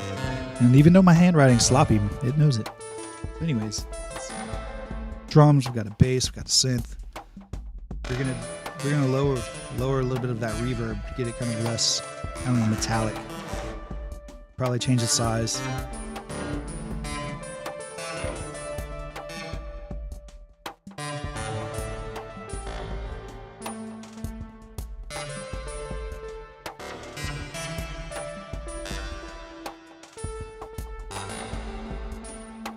Take some more modulation outputs from the 8FO here. Maybe tweak some of these shapes. Let's try changing the wavetable. Say like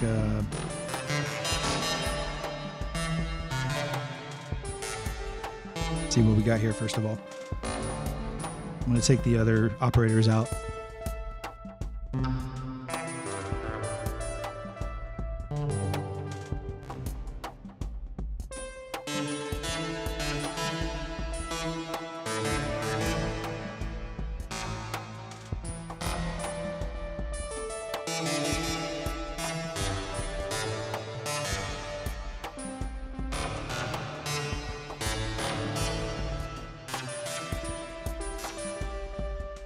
Yeah, so let me catch up on chat. Dexter is a paid module. We talked about that. Yeah, so it's very similar to VCV on PC. Honestly, like, I've applied everything that I was learning on VCV. I'm just literally out of the box, straight to it. The only thing that took me a minute to get set up and figure out so far is how to get clocks. And I'm not even using this one, but I am using it in other parts of this patch. But basically, how to clock your rack to the main start stop of AUM. And then once I figured that out, man, it's like spreads like butter on toast. It's super smooth as far as like workflow, but also as far as like processing goes. So I was trying to run VCV on I got 2 PC computers and also a Mac, and they're all really kind of old. I don't know, probably the newest device might be like 5 or 6 years old, but still, yeah, it just wasn't working out. So I'm glad that somebody took the time and put this out. because it definitely helps me to be able to just open it up. And again, being on the road, sometimes you're hanging out kind of like off the grid, you know, camping or in a cabin, or just, you know, not in front of your everyday life connected. You know, you just got a battery powered device that you could take anywhere and take it to the woods and stuff. So, and enjoy the work environment, right? You didn't have to, like for me, I just didn't like to use a lot of kind of like out of the box synthesizers. I mean, some of them are good, some of them are great actually. But for me, I just kind of like to have that kind of open door to creativity by connecting a bunch of things together, which is what the modular environment kind of keeps me, keeps my ADD intact. But yeah, so far so good. I mean, I don't have any complaints, and honestly, I thought about selling a lot of my gear to pick up about 3 or 4 more iPads to be able to run like very, very complex patches.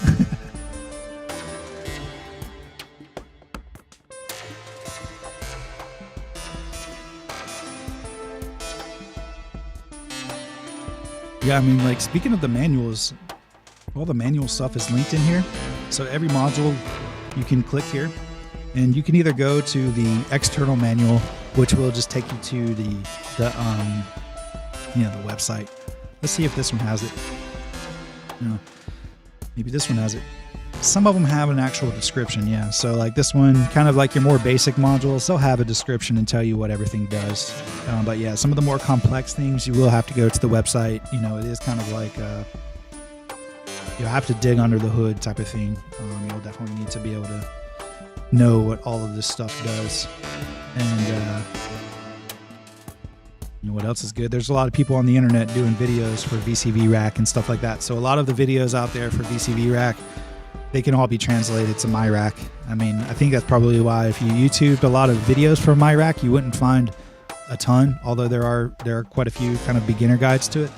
But like, you can essentially look up the complex stuff that's going on the VCV tutorials and apply it to miRack, so you're not totally in the dark. And again, it's like it's more of like you understanding the modular communication language that is kind of at play here. So once you understand how to route things and what you want to do, like, you can just apply it and get what you're looking for out of it really quick.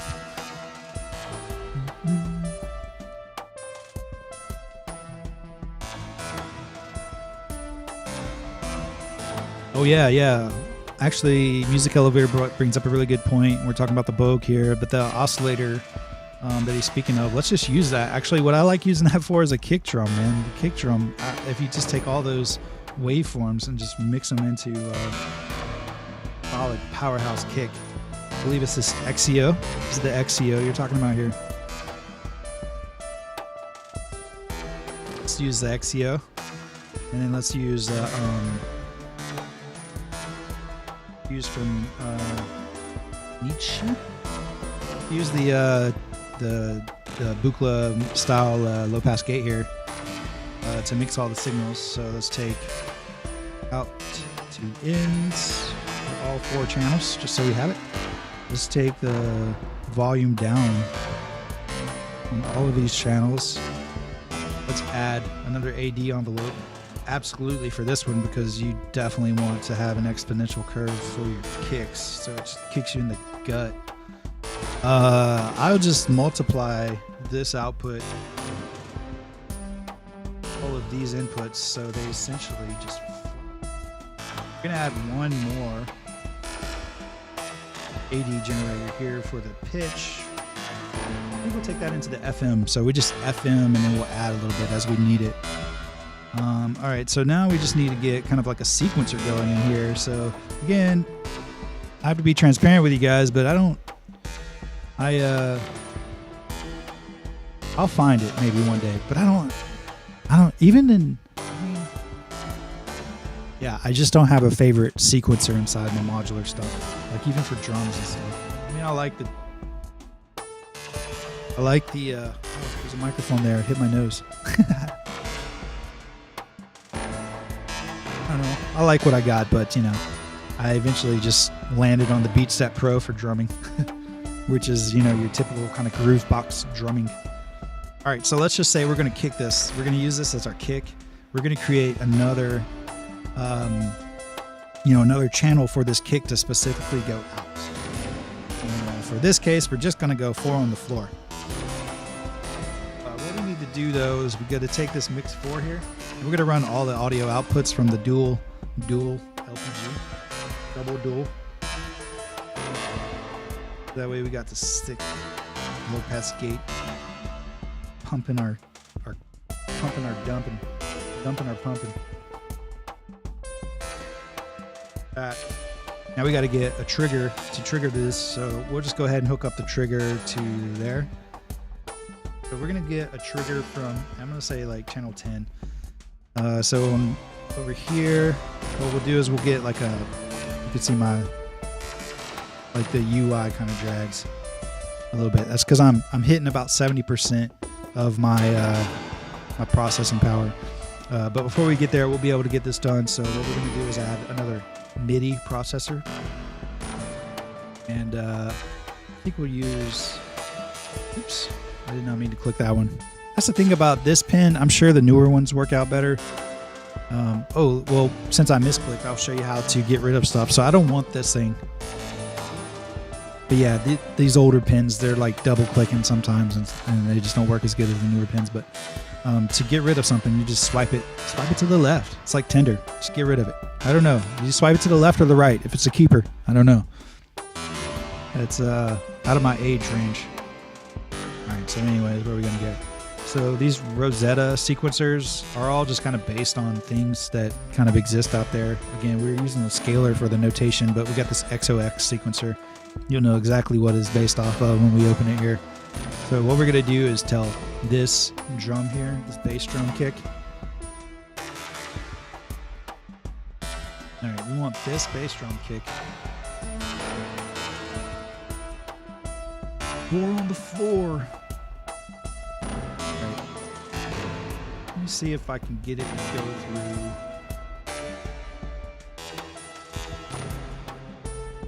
I can get it to go through here, but I think I can get it indirectly. So let me see here. Actually, you know what, guys? I'm gonna save this.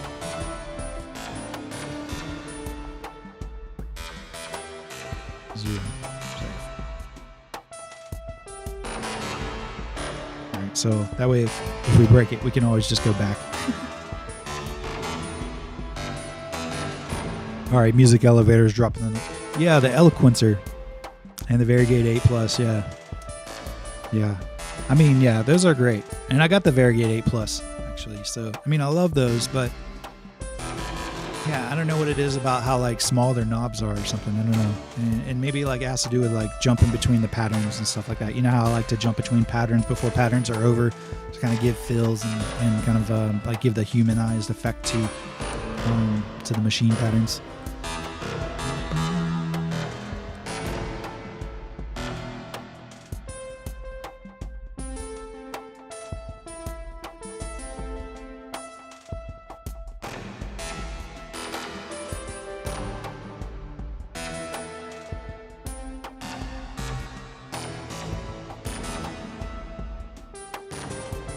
Something's still a little too low about this one.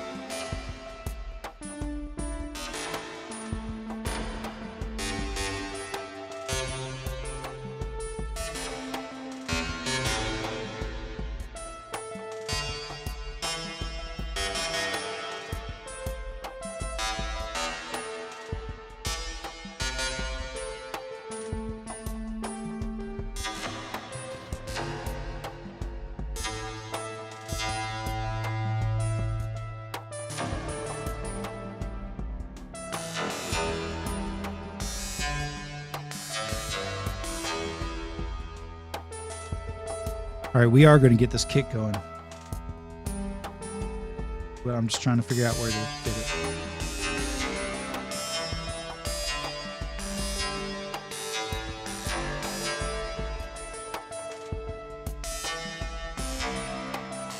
Go ahead and just take it to the mixer.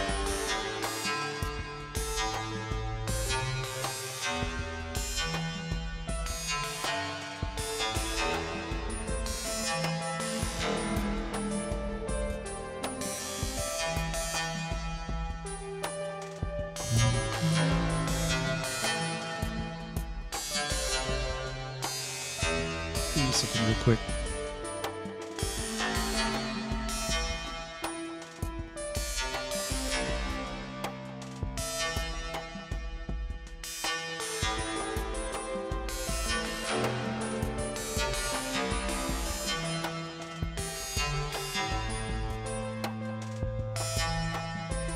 Maybe I'll use this for now because all we need is like trigger. We don't need to get like all overkill with the devices. So I'm gonna go back and I'm gonna delete that drum sequencer we put in there. And I'm just gonna use a trigger sequencer here. Again, from impromptu, we'll do a clock. Here we go. We need to use our clock that we set up here anyway. So take a clock. We'll take the reset. Sync, baby. Woo. All right. Oh, you know what? Actually, this is a happy mistake. So this is what I love about modular, right? Because it's like I could put each gate on each of these. I would have to have a different trigger. All right. For now, we'll just do simple. We'll just do one trigger for all. One trigger that rules them all.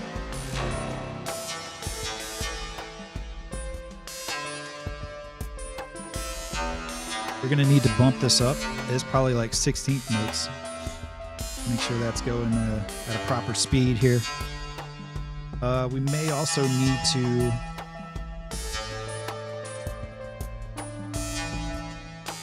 let's see what happens when we play and stop.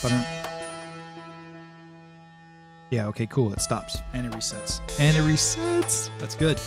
All right, so our sequence here is set up. Now all we got to do is set up the audio. So because I'm using the multi-channel output version of miRack, again, we can get up to like 16 individual channels coming out of here. For now, we just need one for our big drums. Hopefully this doesn't pound us in the face too hard. No, let's see. No? All right, so move the drums over. Rename this.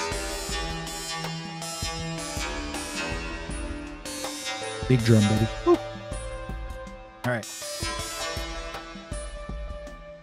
Now, we got a trigger sequencer triggering. We got our envelopes going. We got that scaled up. How big, how bad do we want it?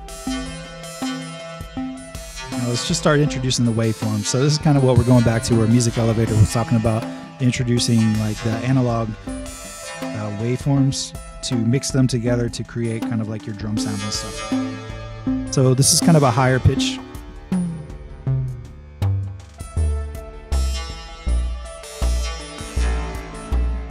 So what we'll do is we're trying to get it in the right pitch range. And again, it's not going to be pitch perfect because I don't hear things perfectly right now where I'm at. Wambra! What's up, Wambra? Man, it's good to see you, dude. Yeah, Wambra. So we're exploring miRack inside of AUM. So we're using AUM to host all of these kind of plugins. And we do have a drum computer going. I think that's the only thing we're hearing that is not coming from a miRack session. So I'm just calling it Rack because it is kind of like VCV Rack and it's definitely on the iPad. So in our racks here, we got a few instruments here. We're trying to tune the bass drum right now.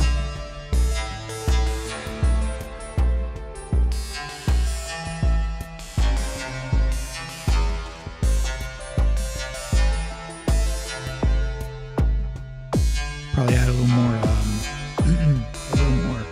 envelope to our pitch, so we kind of create that kind of a percussion feel, like when you slap the drum.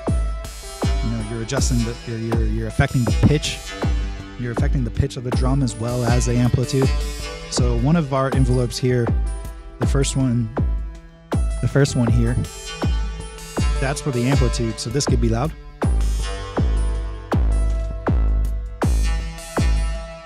And then our second envelope here, that's our pitch.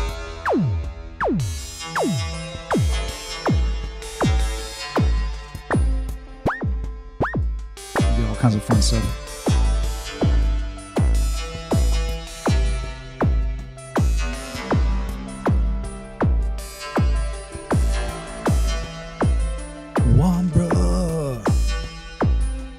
Yeah, man, it's good. Have you played any pool lately, Wambra? Like, have you taken any hot shots? I think we'll go for a break here. I don't know about this 4 on the floor.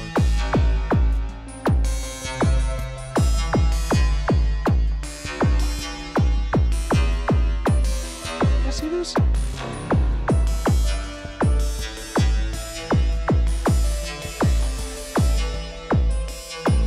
Oh yeah, because the sequencer does what? Accents.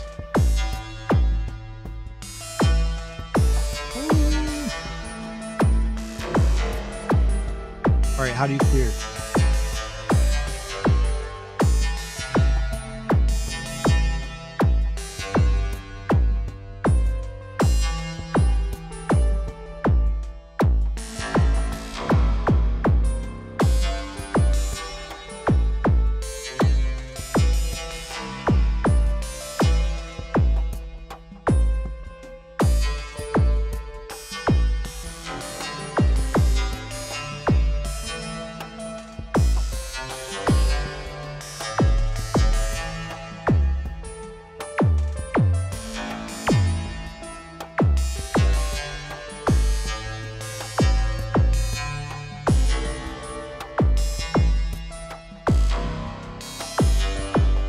All right, so this guy's just ripping through. So we gotta add some dynamics and stuff like that too. So again, just like throw the high pass in for a little bit of that trimming, that below, that trimming, below trimming, down below trimming. Throw our low pass in so we can just take it out when we want it.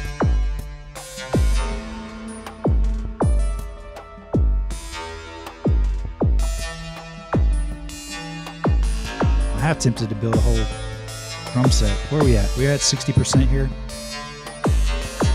with our processing.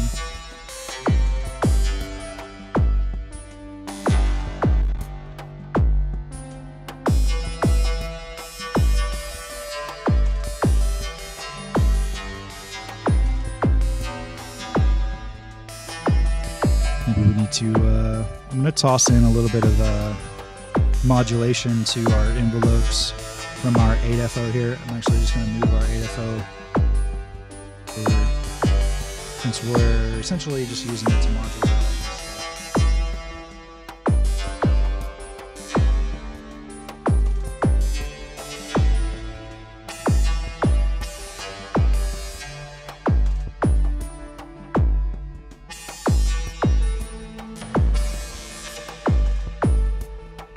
Lower the scale of our modulation too, so it's not so big. Let me show you what.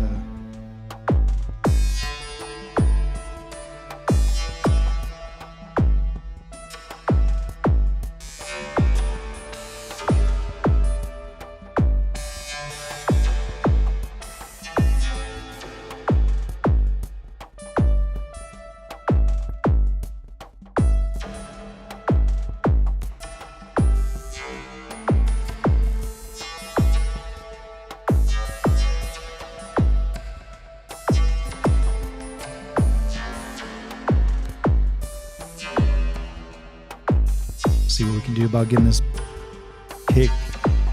It's just so brutal.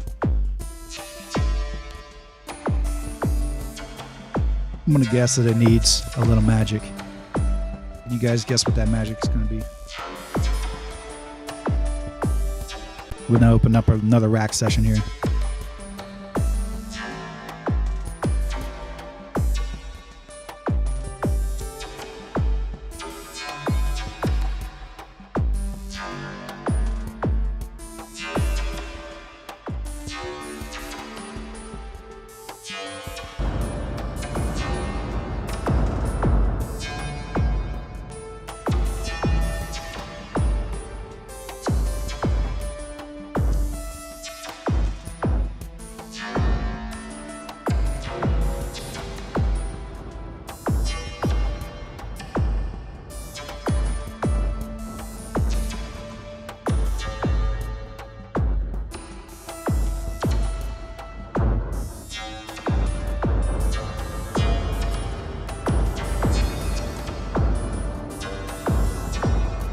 Just pick it crazy first so we can dial it in.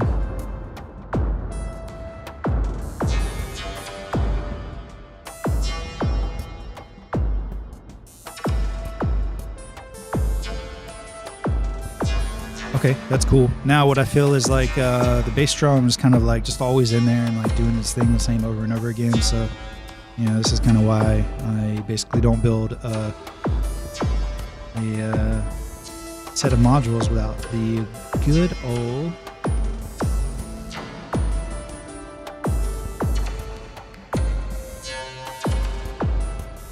Renoli.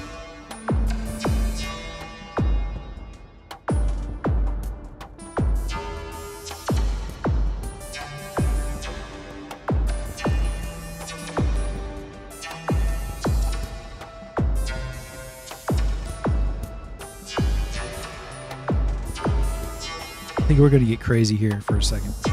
Let me just get the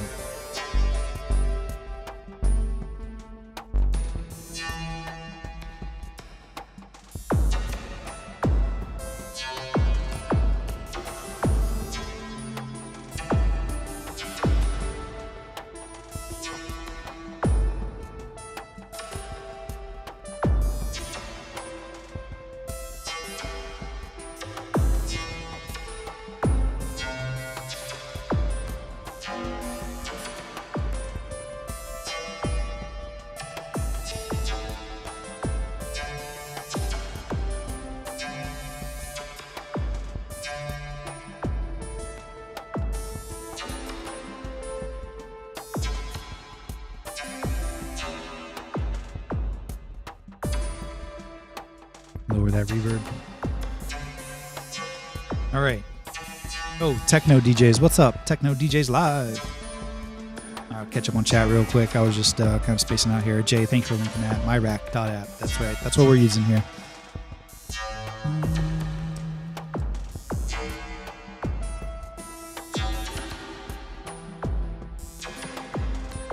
Mac Joe says he's still cleaning. Man, I tell you what, man. I have not stopped cleaning for about a year now. Almost a year straight. Cleaning. Dishes every day. Yeah, let's just be honest. We are just too old for tactile screens. Nah, come on. Oh, Wambras stopped buying iPad audio apps because it never ended up using them, or they got incompatible with so fast. Actually, I can relate to that. Yeah, some of the audio apps that I was buying very early on, they were, I don't know, needless to say, uninspiring. I think over just the past few years, I think once Apple introduced what's called AUv3, which is what all this stuff is basically the ability to load these audio things that people are building, load them up as a plugin inside of your DAW of choice, essentially. I think that's kind of where the curve got turned. But yeah, I stopped also buying iPad apps or Android apps that were making music a while ago. I was searching actually for something to take on the road whenever I was working a lot, because I was really never at home. So that's kind of the era of iPad apps that I was exposed to. But then over the past year or so, I've been kind of like checking in and out on it to see like where things have grown, because you know how things just change, especially with technology. Everything just changes all the time.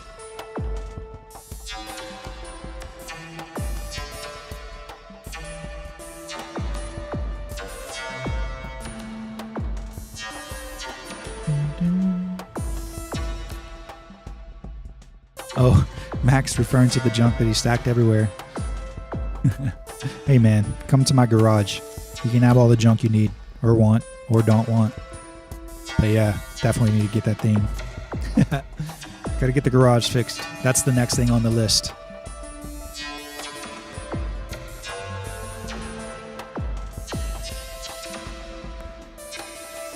Dude, starting from scratch, I mean, that sounds like actually like kind of fun, but also kind of daunting. Oh my gosh. Oh, you don't want my junk? Oh, okay. Yeah, I'm pretty sure at this point we all have too much junk of each, and nobody wants each other's junk anymore.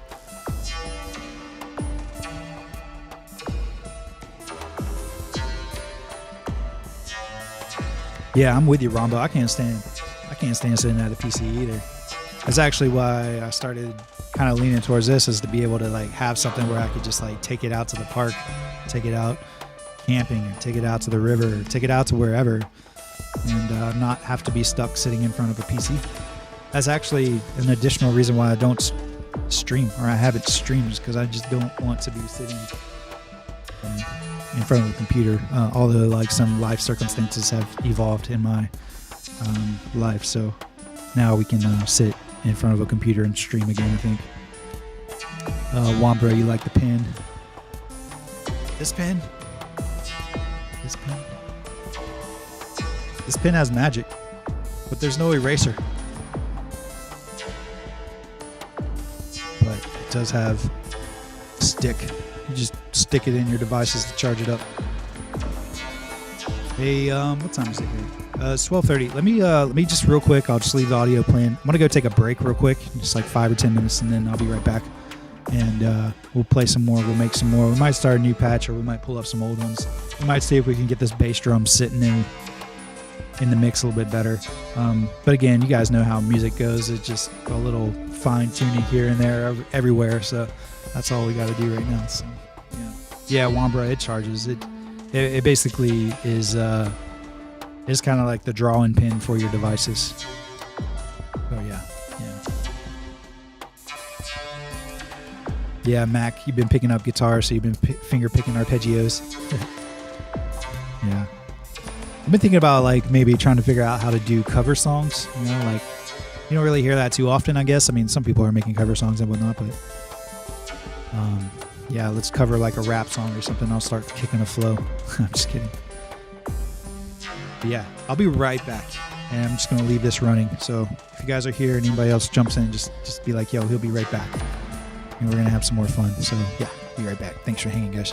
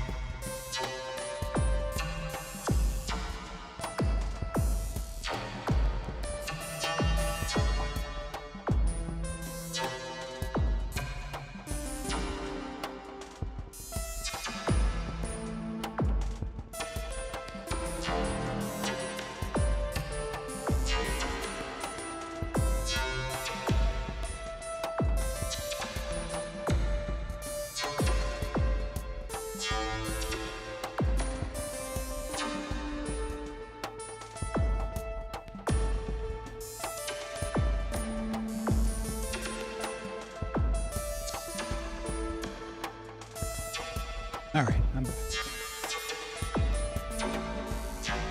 Cat's looking at me upstairs. All right.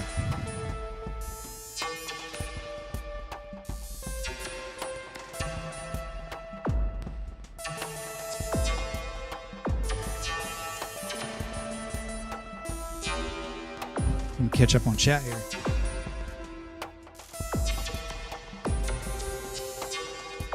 Oh, cool. Well, Jay, if you're still around, if not, I'll catch up with you later. It's good to see you and hanging out and stuff. Your axe, Mac. Wambra. Says, what's your axe, Mac?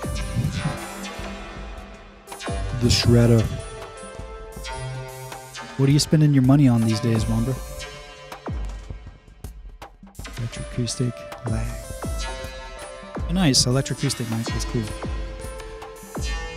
I have an electroacoustic bass, and I also never plug it in. Maybe I should plug it in, actually.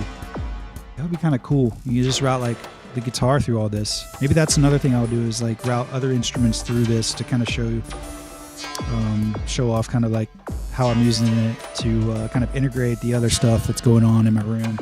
But I definitely need to pick my bass guitar back up because I need to, practice. Yeah, Wambra, I'm sorry for leaving you staring at the mixer. It's boring. But the patch is so spread out. Maybe I should just bring it together. But I kind of like to do this where I like spread out the patch and leave gaps in between, at least while I'm kind of setting things up. And it also helps to go back and look at it like this. It just kind of helps kind of identify where all these instruments are kind of run into. All right. I think real quick, let's see what we got here.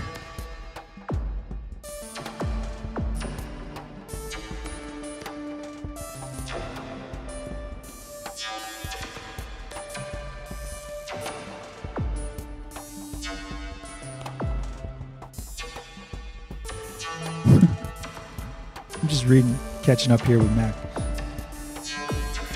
Anti-procrastination.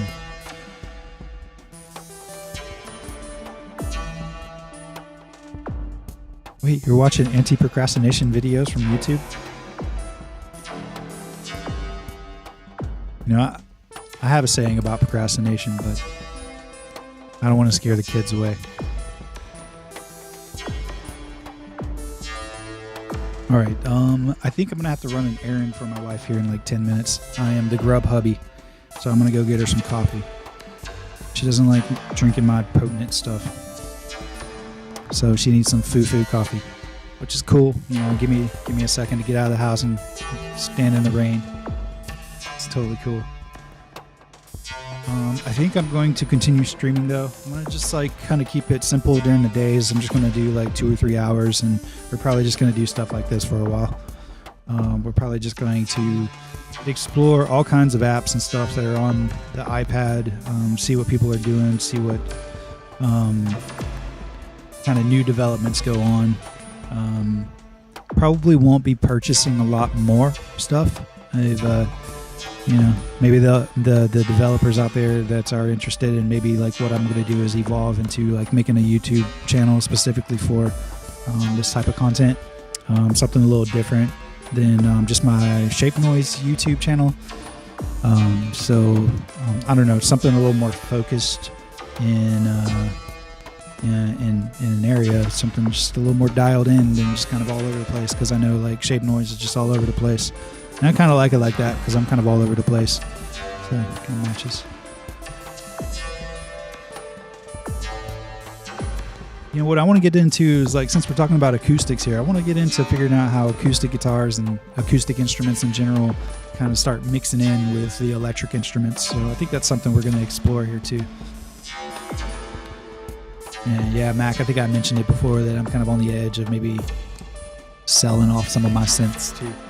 Although I have, like, recently over the past few months intentionally turned on all of my synths and played with every single one of them to make sure that it was still something I'm into. So the good news is like I'm actually into the things that I have. So dude, rebuilding after a sizable sell-off. Yeah, I think you told me that last time we caught up.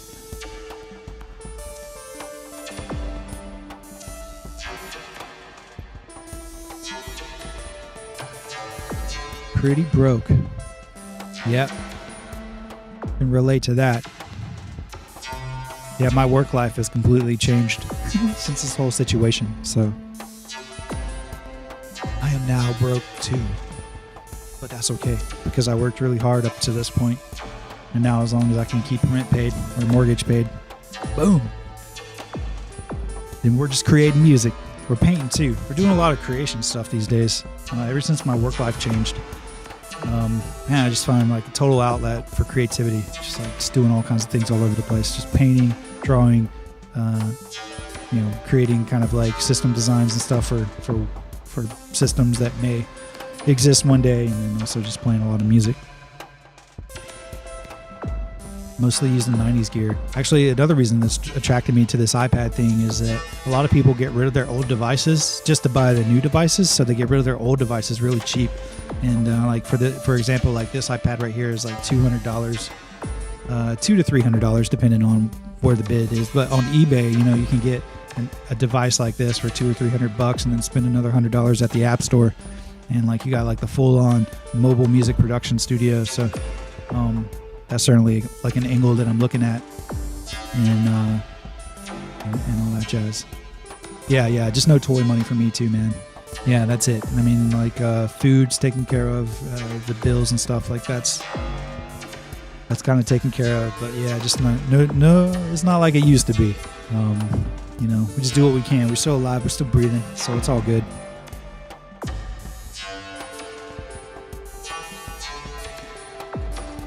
Yeah, Mac. Well, let me know if you, you know, DIY any modular stuff. I'm kind of looking into kind of developing apps too. So, you know, I'm not like I'm more of like a scripter, not so much of a programmer, but kind of looking at some ideas. I got plenty of design ideas for everything from synthesizers to random websites that help communities and stuff. But yeah, I'm just thinking about getting into that direction. And skincare. Yeah, I got a lot of skincare stuff going on too. Just kidding. That's just my tags for the day.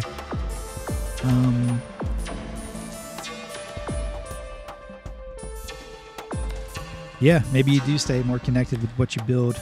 I don't know if that's true though. Like I built a couple of modules and then I just kind of want to give them away. Yeah, I don't know. Some of them work, but some of them don't work too. So it's like I always have to get like super help if things don't work because I don't know where to start to fix it whenever we're talking about like solder and hardware and stuff.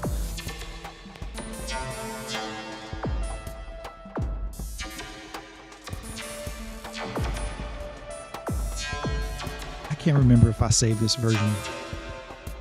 I'm just gonna save it again.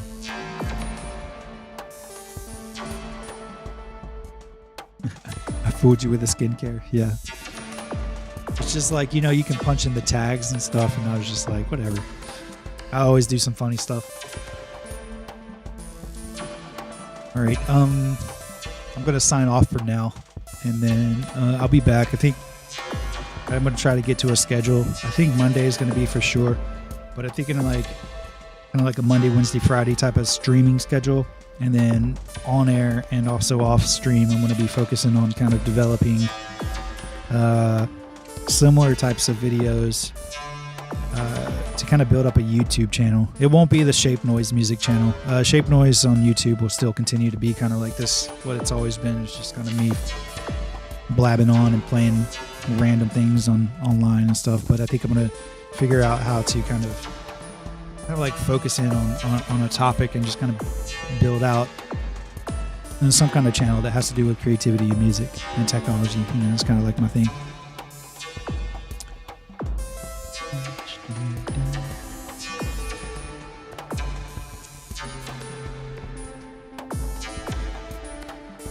Can't see my face? No. All right, I'm gonna hit the log button. You guys be good. Be safe. Stay clean. Stay sane. Just whatever you do, just have fun. And I'm gonna catch up with you guys later, and we'll see where this whole streaming goes this time. I'm sure it'll be fun. That's all I want to do is share the fun.